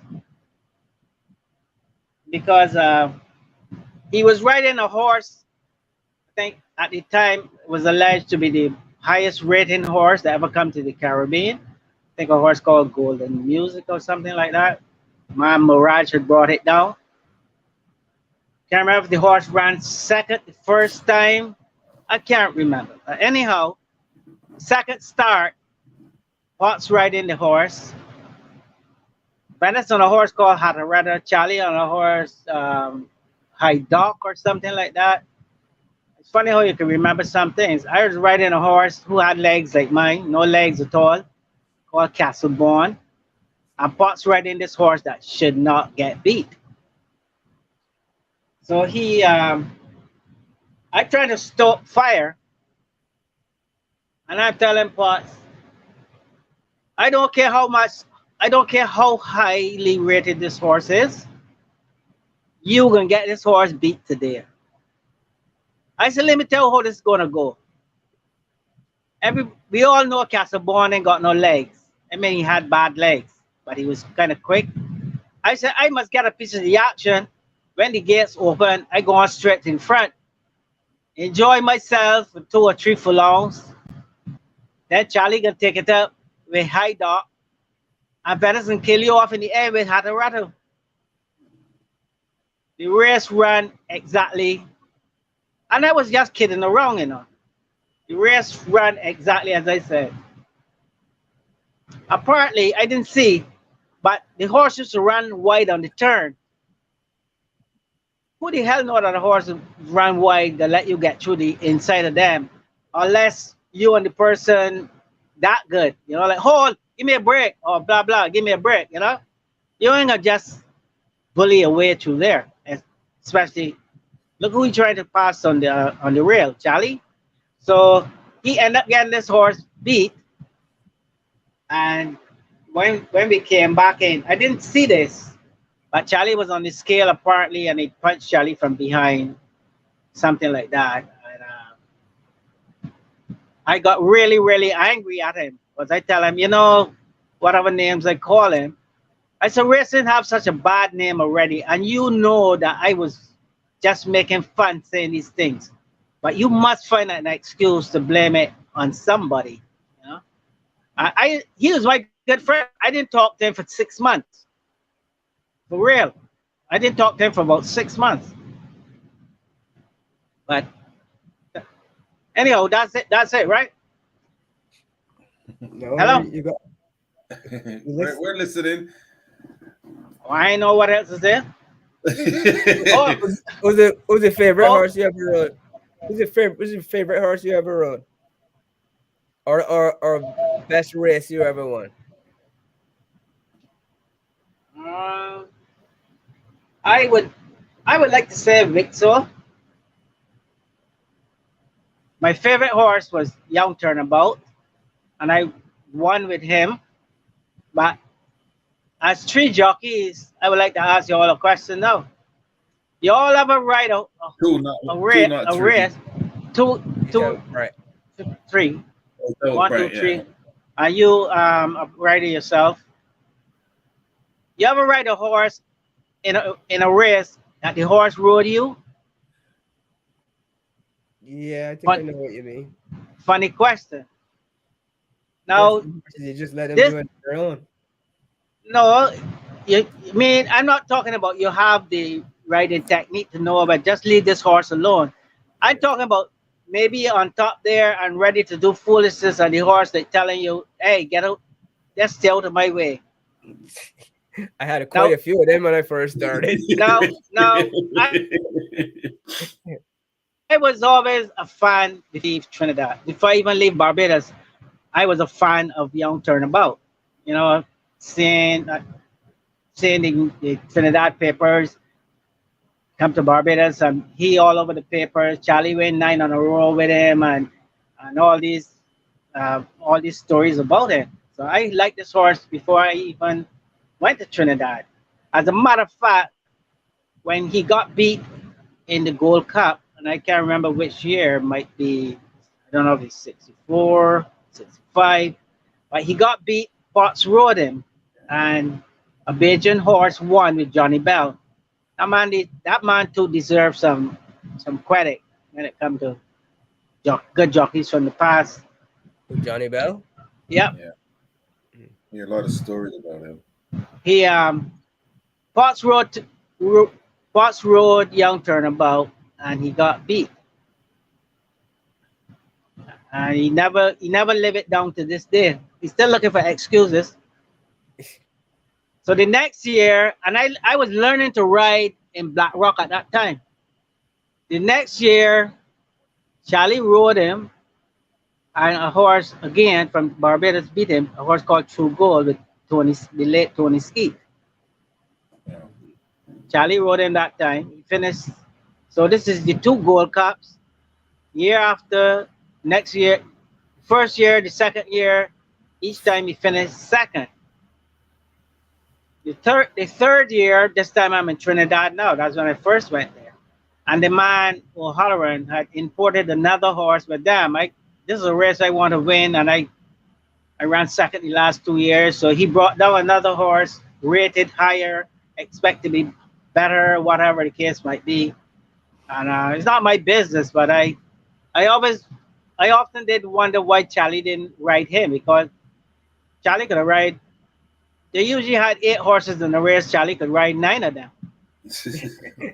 Don't miss that. You hear what I'm saying? Yeah, no, yeah, that's absolutely right. 8 horses in the race, huh? Yeah. Yeah. He won the Derby with a horse called True Grit. And as an early 2-year-old or early 3-year-old, I don't remember, I had to ride till maybe from the Monday morning to the Wednesday or the Thursday, whatever. And I didn't know that it was going to be such a nice horse. But the guy said that I would ride him. And I said, okay, thanks. And then let's say he offered me the ride, and I agree Monday, maybe the Wednesday or the Thursday or something in Queen's Park. But I walking in one direction, the man came around from the other side. The man make a big U-turn, and I tell myself, I just lost that ride. And it was true. Charlie rode him, and but it's all about ups and downs and whatever. First race I won in Barbados. The first race I won in Trinidad was what you would call, I know, people start calling them state races. So first race I win was a state race in Moon River. And I rode her the next week and win again. Then her third start would have been some race in Port of Spain. I can't remember what you call it. But all of a sudden, she was too good for me now, because Edmund had the choice. The man had her, and I said that before. The man had these two-year-olds, Chip Chip and Moon River, and they're training up to the race for weeks before. Edmund had the choice of riding. He chose Chip Chip. If there was walking, Chip Chip used to walk faster. If there was jogging, Chip Chip used to jog faster. If there was countering, Chip Chip she used to do everything to show that she was better. And of course, they named me on Moon River. And the Thursday before the race, the guy, I'm not saying she never went in the starting gates before, but the Thursday before the race, the guy having the starting gate, trying to get her to jump out of the gate. And she did the same thing. She jumped out the gates last and dragged me up the back stretch, Chip in front blazing. So when we round the turn, Union Park was really a long stretch, like really a 2 furlong running. I pull up alongside Edmund with the other stable horse. And when he see me pull up alongside him, he said, "Griffith, don't hit her." Well, I know that means kill her with licks. I must see Lagos and white lashes. I don't even know what it is. I don't know what it is to win a race. I flopping all over the place and praying for this pole to get to me. I hear people cheering and things. I said, "Wait, I win." I wear size 5.5, 6. I ride in the Potts boots, must be size 7s or 8. My foot rocking back and forth like I wearing rubber boots. And I noticed a new thing, like the young lady want to race, and me too, getting in my 2 cents. I was really, really happy for her, like everybody else. And they do the thing, throw the water on her, whatever. But back then, they never used to do anything like that. But we drove from Union Park back to Port of Spain, and the same Dondi was there, Potts was there, our little group. And they harassed me, slapped me on my back, slapped me around my head, do everything. And I'm really, really getting angry, but I want to be a good sport and to show that I could take it. And so I had 2 rides on her, one twice. The third race was the whatever in Port of Spain. And the man, I keep saying the man, Mr. O'Haran said, whatever he called me, "I know I should really let you ride this horse." He used to stammer, so that's why you might hear me trying to stammer too. He said, "I know I should really let you ride this horse, but the pressure that people are giving him or whatever." I said to myself, "You don't want me to ride that bad because it's your horse and you would do what you want." So what I can say, "All right, sir, whatever." Edmund rode the horse, and of course she won. And she only ran one time after. So she too like ran 4 times, 1-3, and she had injuries, and that was it. Then winning my first race in Barbados, my first race was an A-class race. Wow. I think anybody, you would have win with that one, Leroy. Nice horse called a nice horse called Midway Island. Nice, pretty chestnut horse. And I won with her, and I with some help, I wrote a letter to the man, Mr. Derek Chin, the guy who owns some horses in Canada. Yeah. The same guy? With Kevin. His father. It was his father horse. Okay. I wrote him a letter with the help of whatever help I can get to make sense. asking him to give me if he would let me ride the horse in Port of Spain. Of course, sure, right. The Stewards Cup, and Edmund rode her and won. But the funny thing about getting back to the 2-year-old that I'm talking about that I won on, the man horse, Mr. O'Halloran horses ran 1-2, so he happy as hell, leading in both his horses. He in the center and have the both horses, and Edmund trying to get his attention, telling him, sir, or whatever, I want to ride that one next day. Could I be honest and tell you the thoughts that went through my mind? I can only imagine. No, should I be honest and say it? No, we can leave that for another show. No, I'm not gonna curse or anything like that. No, we're not saying that. We'll just leave that for another show. All right, I'll leave it. But I had some bad thoughts going through my mind then. You know? Let me, Chris. I want to ask you a question. I mean, your dad was a great writer that we look up to, youngsters growing up, and you became a writer yourself, and your brother became a champion in Barbados. What did you take from your father as a writer? Nothing.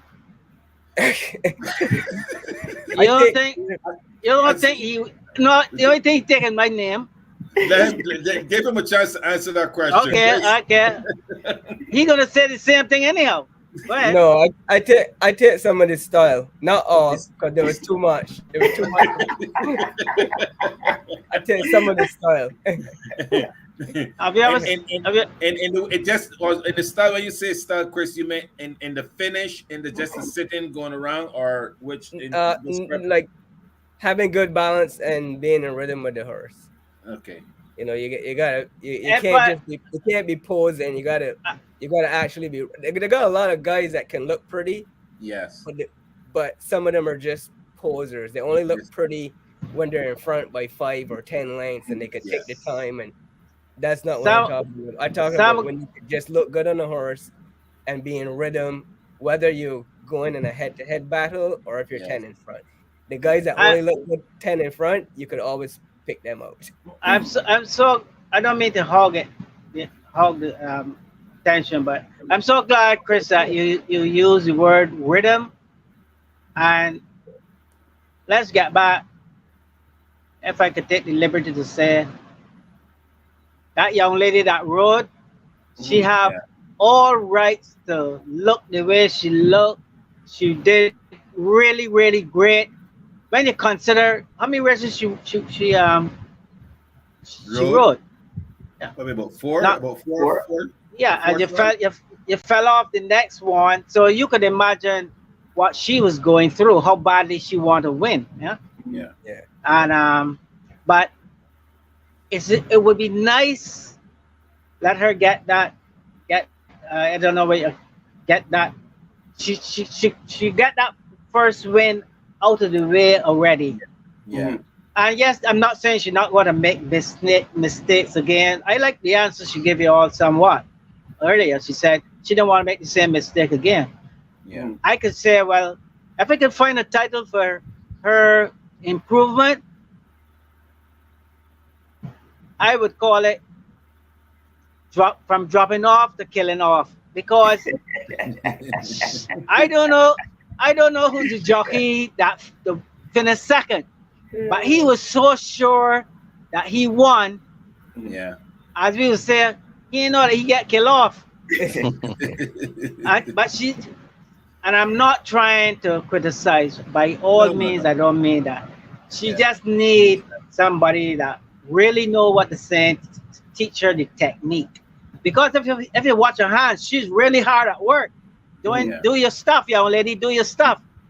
But now is the time to, it might take a few more races to get that. Yeah. But just work on She's only ridden 4 or 5 races. Yeah. I think she fell off twice. She rode 3.5. She rode 2 races. She fell off twice. One was the winner. Yes, while galloping out.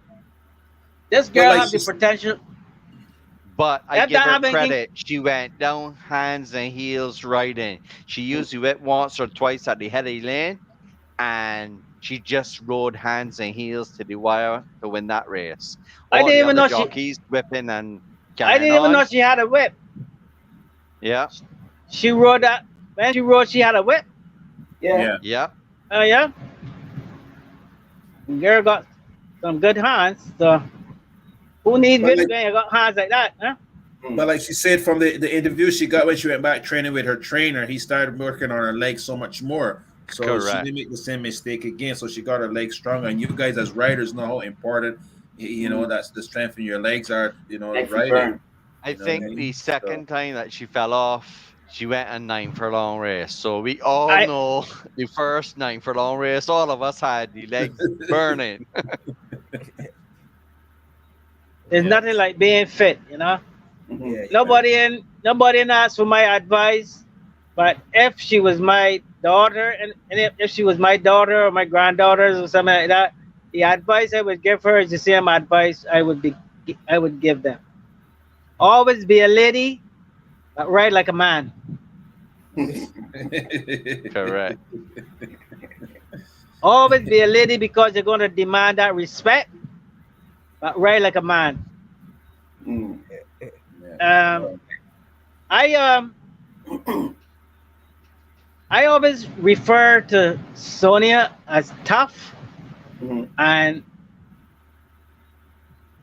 yeah, I can spell tough, but I usually spell Tuff, Mhm. and that is from a movie, a bull riding movie, where the guy was so tough that I see Sonia as a tough lady in more ways than one, in more ways than one. Mhm. Apart from getting me drunk Christmas morning or whatever in the paddock, giving me a ride to Britain's Hill, I thank her. Went home, I was asleep for the next day or two. Then when I see her, I see 2 days or whatever after I gone on the track, I said, Perks, how you make it home? She said, how I make it home? I went home, I take a shower, man, don't drinking fresh.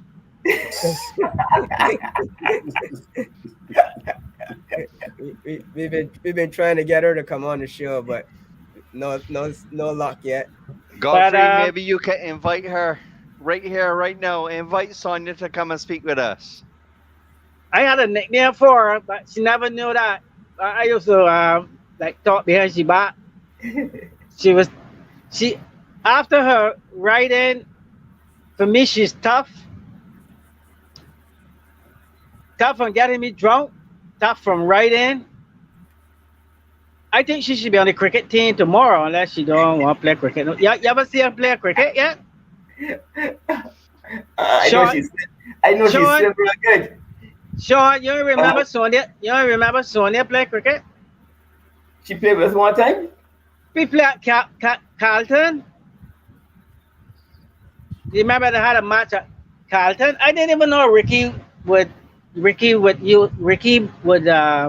bowl left-handed and bat right. That was the first for me.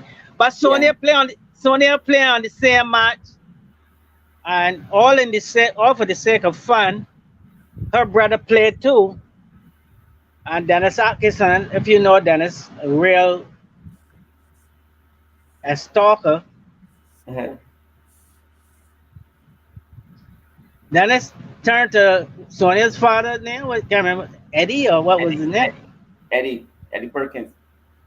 Sonia out there start hitting some balls, blazing the ball, and Sonia brother jumping up and running for the ball. Godfrey, fix your screen there, Godfrey. Close to the screen. And there you go. You're too close to the screen.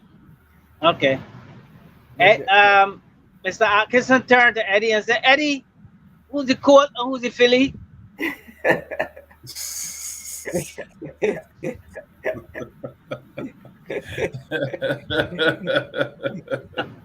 another quick joke about Charlie, because I will never get a chance to.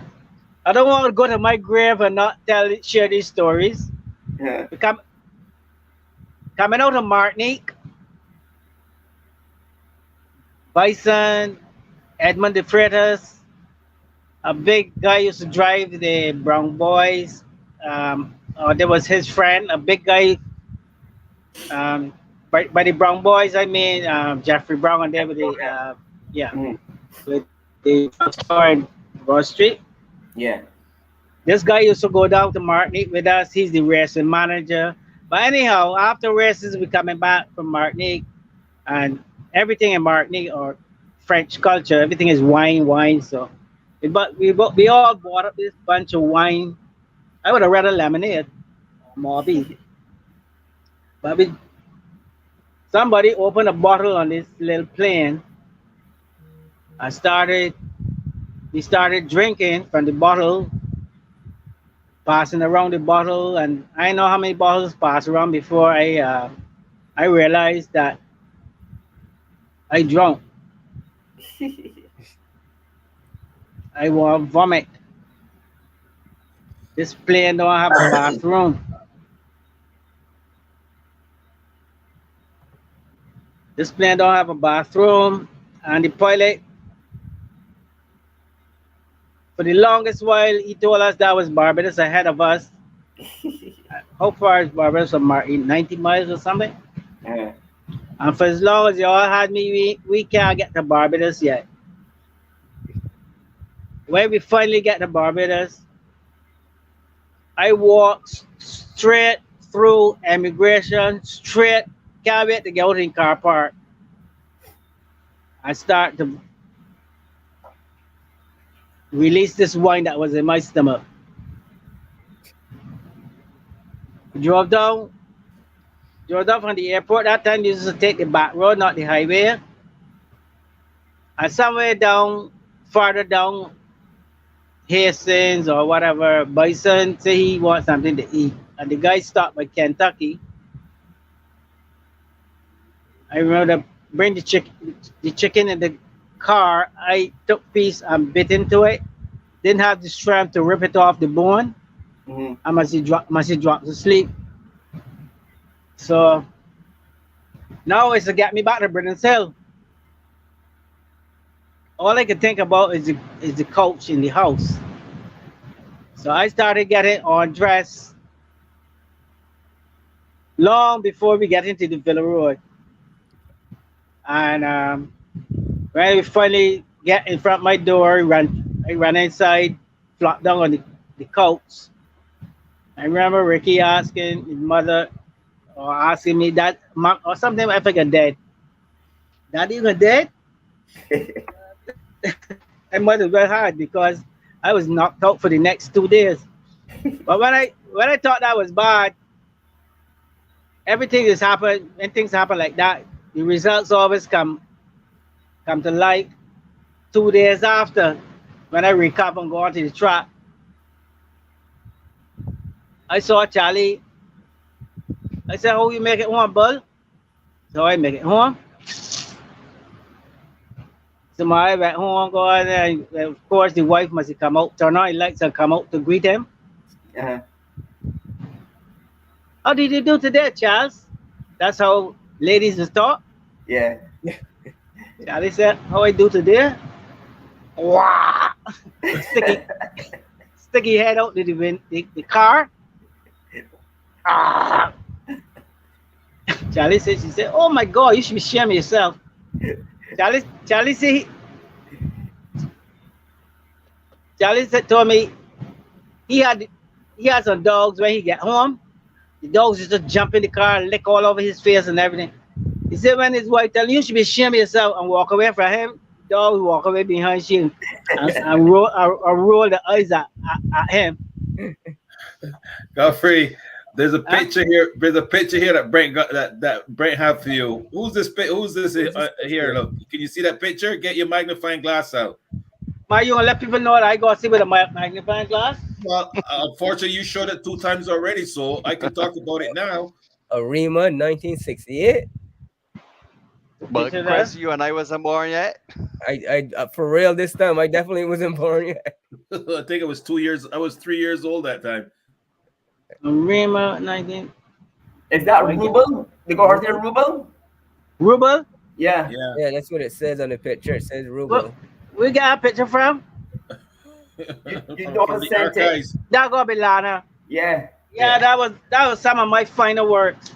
As we always, well, we would say, we talk about killing off. That picture I remember good. I kill off Edmund in that. Listen, attacking his horse there on the left hand side. Yeah. I don't know if he left or right, but I know he lost that there. But listen, the thing about it is, I didn't win much races, but I must lose more races trying to look pretty than I win. So because, like I said, among Dundee and Potts and Rasul, and the thing about Venice is Venice always looked good, but never was into this. I never heard him boast about somebody can ride, or he could ride better than them. He was never that kind of person. And I tried to pick his brains a couple of times too, but hardly ever worked. It did work in the Derby though. Let me tell you something. I won the Derby with Miss Jules. If any other jockey but Venice had ride, I don't remember the horse name, but it was a horse that Charlie Heath rode, trained. If any other jockey had ridden that horse, I want to win the Derby. Simply because Venice is such a good jockey that I felt I had one chance of winning. And I had to take the early advantage of going to the lead. And I don't mean just by a length or something like that. I tell myself, I had to go like so far in front that he's going to realize that don't make sense what he's doing. And of course, his timing and all these kind of things, I had to take a chance, and I got away with it. When I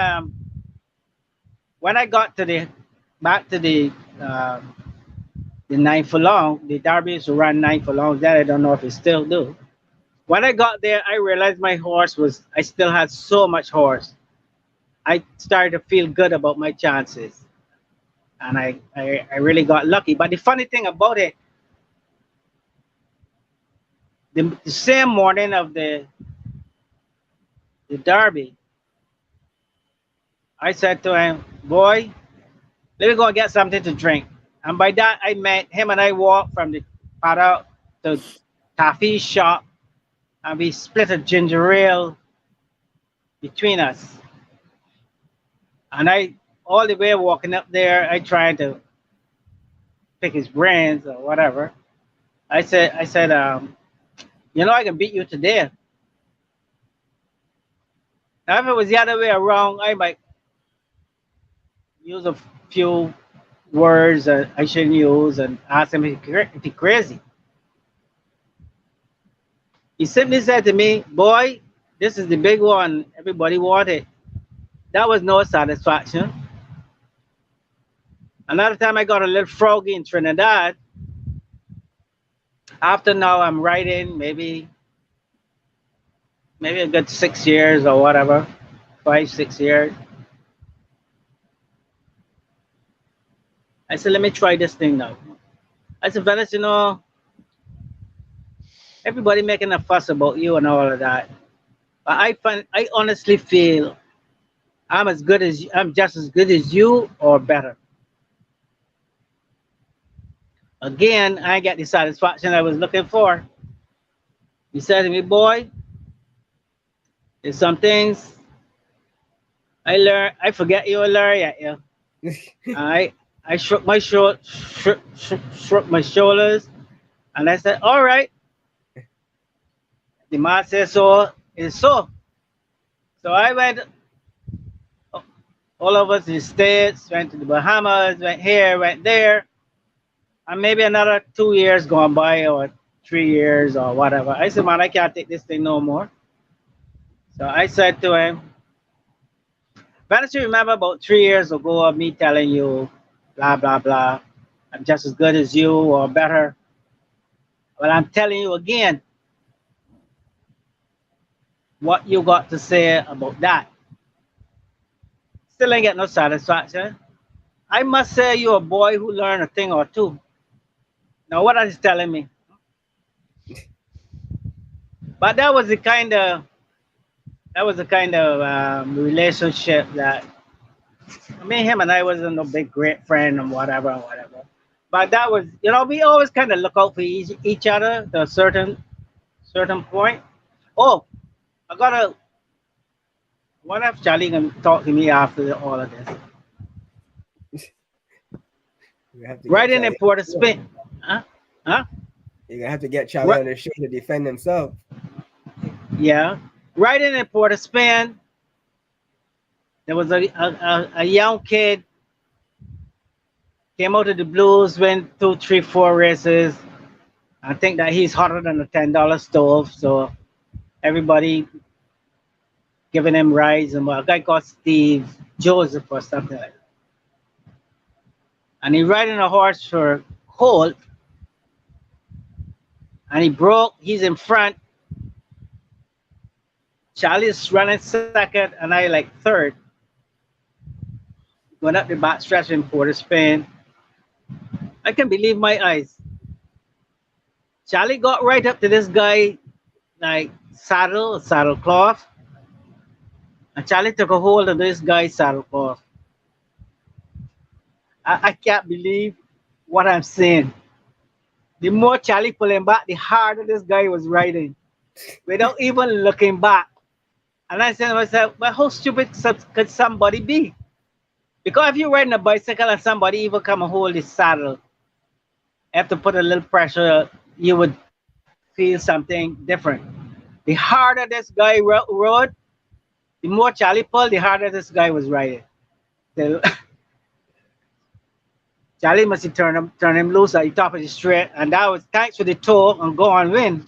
So me and my big mouth now, I go back in the jockey's room. Top of my voice, man, you want to ride a horse? You want to ride the winner next day? Man, I see Charlie. I was about to tell Venice what I see Charlie doing, but I should have really maybe say to Venice quietly. But for me, it was like fun. I thought it was fun. And Charlie down in the corner by his box, shushing me, putting his hand in his mouth like shh, shh, shh. So and then I went and I told Venice. Venice rode the horse the next day, and like I said, the horse won as far as it could throw a stone. Wow. Well, how many But times Charlie did that, Geoffrey? Because I heard a story like that before. How many times Charlie done that? I could only talk about. I can only talk about what I saw. I mean, some people claim to fame, but like Stephen Holder, shameless. If you go talk to him, and he stretches his truth quite a bit. He talk about Charlie gave him a punch down his ribs and all, pull his jacket. So I really can't say things but I didn't see, This is just, and again, that was like all like fun to me. Yeah. Yes. I started to talk earlier about me not losing weight the proper way and taking the Lasix and passing out in the jocks room. I don't know how many times I did that and getting up and still ride the last race and won. And Francis has to run up, finish second. Now, who tell him to finish second? Because I'm sure Charlie know that he felt that he think that he was the best because he never used to make no bones about it. And I felt it kind of redeemed myself a little bit after being sick the whole day, get up and go and ride one race and win it. I'm sure Francis could nobody like running second. When I came back, he always called me Godfrey. My Godfrey. What? Like he said, well, I don't understand. The Mala Lazarus come back from the dead. You all know the story of Lazarus in the Bible. Yeah. Yes. Yes. My Lazarus come back from the dead and kill off he. So that didn't that didn't go down too good with Francis. Another time I in 77, 75, 76, 77, I was really having maybe my best years of riding, like winning, riding good horses, you name it. And I felt really was pretty much the end of me. And I so much wanted to ride Wixo in the Gold Cup. It was the race was like 6 weeks out. So here I am with this cast, and I couldn't stand I couldn't stand the cast on my foot. You know, I would take a bread knife and cut it off, and then go back the next day or something to the hospital or the doctor's office or pay I think $60 or something. I just wanted to see my foot without a cast and go back and have a cast put back on, because it was really hurting. People thought I was just miserable cutting it off, until after about 2 months or so, I came to Barbados and cut off the cast a night. I went down to Bailey's clinic so they could put back one for me, and Dr. Goddard or so one of them guys told me I can't remember, he took an X-ray or took an X-ray. I'm sorry. Yes, he did. And he told me, my foot you need surgery immediately. What do you mean by surgery? So, I mean, your foot needs to be operated on immediately. I tell him, man, I gotta think about this. My hit me in my chest like a brick. When he tell me that, you don't need no time to think. You need surgery. And I tell you one thing, you would never be able to ride a horse again. I said, oh my God, why don't just shoot me? So me being as stubborn as I am, I got back on my bicycle. I used to ride a bicycle all over the place, still climbing trees with the guys. A branch broke on the tree, and the guys fell out of the tree just who at the bottom of the pile. Anyhow, I came back home, went back to Trinidad, and there was a doctor that operated on your father's foot, Sean. And I went to this doctor, and this doctor did the surgery on my ankle. But it wasn't really it wasn't done properly, because to this day I could still feel like fragments in there, and my foot can go level on the ground.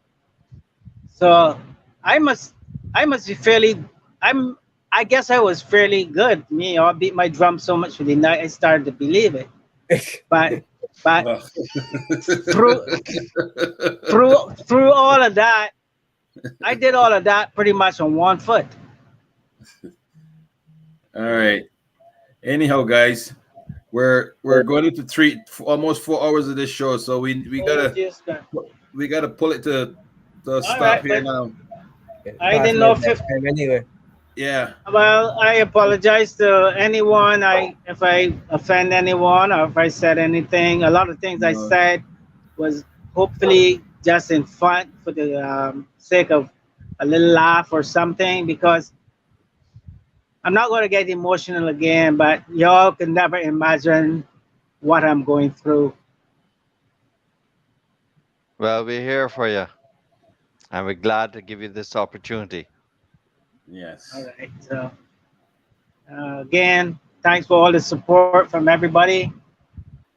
God bless you all. And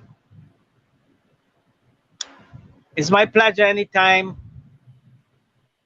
any youngster or something like that. Give me something to do or make me think that I still know what I'm talking about. I'm just one phone call away. Okay. For Thanks, sure. guys. Thanks. Well, it's a pleasure having you, Geoffrey. And I know I'm sure a lot of the audience and guys haven't seen you in a long time. I Well, respect the same thing. Some show had to be the worst show, so No, I've been let's there. not go there. Let's not go there, Don't Geoffrey. go down that road. Don't go down that I've road, been, Geoffrey. We're not gonna allow you to do that, Geoffrey. Or we're not gonna but allow you to do that. No, I've no, been no, no, there. no, no, no. We're not. I'm gonna All talk over right. you all the time. If you're gonna go down that road, I'm gonna talk over you. No disrespect to you. All right. No disrespect to you, but I'm not gonna allow you to do that. Okay, I understand. I give it. I'm not gonna allow you to do that. I'm going to say something to butter you up. You do that. I did enjoy winning on Breeders' Walk. I don't know if you know that. I don't know if you know that. I don't know if you know that I won on her. I know that you won on her. I used to work for Peter Ward, and I galloped Breeders' Water as a blue mare. That was one of my favorite rides too. I so. know that, and that's the horse. That's why I spoke about her. But again, it's been a pleasure talking to you. A pleasure having you on here. And we're not here to condemn you on nothing. We just enjoy watching you as youngsters growing up. I know a lot of my guys in my time. I've seen you rode and enjoy watching you. We all wanted to sit on a horse like Geoffrey Griffith growing up. All of us. I can guarantee you that. There's a picture. If I have to have a favorite picture, me winning one of those races on Prince Philip for the president of Trinidad. Oh, talking about the president. I don't think Chris will remember that he went to the president's house. Him and Ricky. He was 5. I remember. Is this a picture up here now? No, that's not Prince Pelé. No, I don't know. No, I don't. That's not Prince Pelé. But I remember going to that house. And somebody. No, it's a kind of yellowish color. And somebody reminded me that I shouldn't talk this talk without mentioning having the pleasure of winning a race. Beating Mike Smith. Of course, he wasn't the mighty Mike that he is right now, but I kept good company winning my first race. Maybe if I could say the first Bajan to win a race at Hawthorne. I don't know if I'm the first Bajan to win a race at Arlington Park. So You've done some great things. I hate to talk about great things, but in all sincerity, the way I look at it, the things that I wanted to get, maybe I did. I mean, in writing, and I'm not talking about material things, but like the opportunities I wanted to get in races, I didn't get them. I was privileged enough to see. I always say Ricky first because he was there for. I always call Ricky first because he was there before Chris. But I was always proud, always will be, of the things that they achieved. Yes, you have all right. Many times I would go places and hear people talking about Ricky, talking about Chris, and they're not talking it because they know that I am their father or something like that. Yeah. Well, you raised two good boys there. They did well for us, and that's where the blood. What's the point in throwing grade 1 winners if they turn out to be bad sires? That's where you had to go there, didn't you? No. Where am I gonna get a grandson or granddaughter that's gonna ride or something like that? Well, a lot of people believe that the real good blood is come from the brood mare, not necessarily the sire. So I don't know who to get all the credit for. Well, yeah? I tell you one thing. I was once referred to as Northern Dancer, and if you want to go down that line. Yeah, but it's you that you refer to yourself as Northern Dancer. Oh yeah. I have the video to prove it. So okay. So I'm just okay. I give myself that for the lack of a better word, I give myself that title. You just put your foot in your mouth, Geoffrey. Yeah. All right, guys. Anyhow, this show, we gotta wrap the show up, guys. It's going over, and your limit. Eh? It gone over the limit. We're going over the limit. Yeah, let's wrap it up. Double now. Yeah. Oh my God. Yeah, we all got to get up early in the morning, and it's been a pleasure doing everything, guys. And John, your microphone, man. And Sean, microphone muting. My dogs are barking all night, man. Sorry. Again, All right, Godfrey, it's Mr. been a Griffith, pleasure sir. having you. And hey, stay strong, and God bless you out there, buddy. All right, thank you. God bless you all. Okay. Yes, bro. Thanks for having me. Anytime, man. Thank you. Thank you for coming. Okay, bye-bye. Thank you. All right. Bye. All right, guys. All right. Yeah, let's wrap this up quickly, guys. Great show. Yeah. Chris gone. Chris going right too? Well, Chris left me quick. No, There there you are, Chris. Chris, in a hurry, boy. No, I touched the camera and it shut off. I can still hear. All right. All right, guys. Yeah, we Brett, you have want to to wrap it up quickly, and then we can go backstage, Brett? This is it. This is all it. Thanks to all of our sponsors, the Barbados Turf Club, horse racing at the Garrison Savannah, BTMI, Barbados Tourism Marketing Inc., who invites all of our listeners to come and visit Barbados, and MP Equine, McKee Pownell Equine Services up in Schomburg. Thanks for their support. Thanks to our listeners. Be sure to follow us on YouTube, Facebook, and we look forward to seeing you next week. We might even be on Wednesday night next week. Stay tuned. Once again, on behalf of Sean Hall, Leroy Trotman, Chris Griffith, and myself, Brett Callahan, peace and love to everyone. All right. Good night, everybody.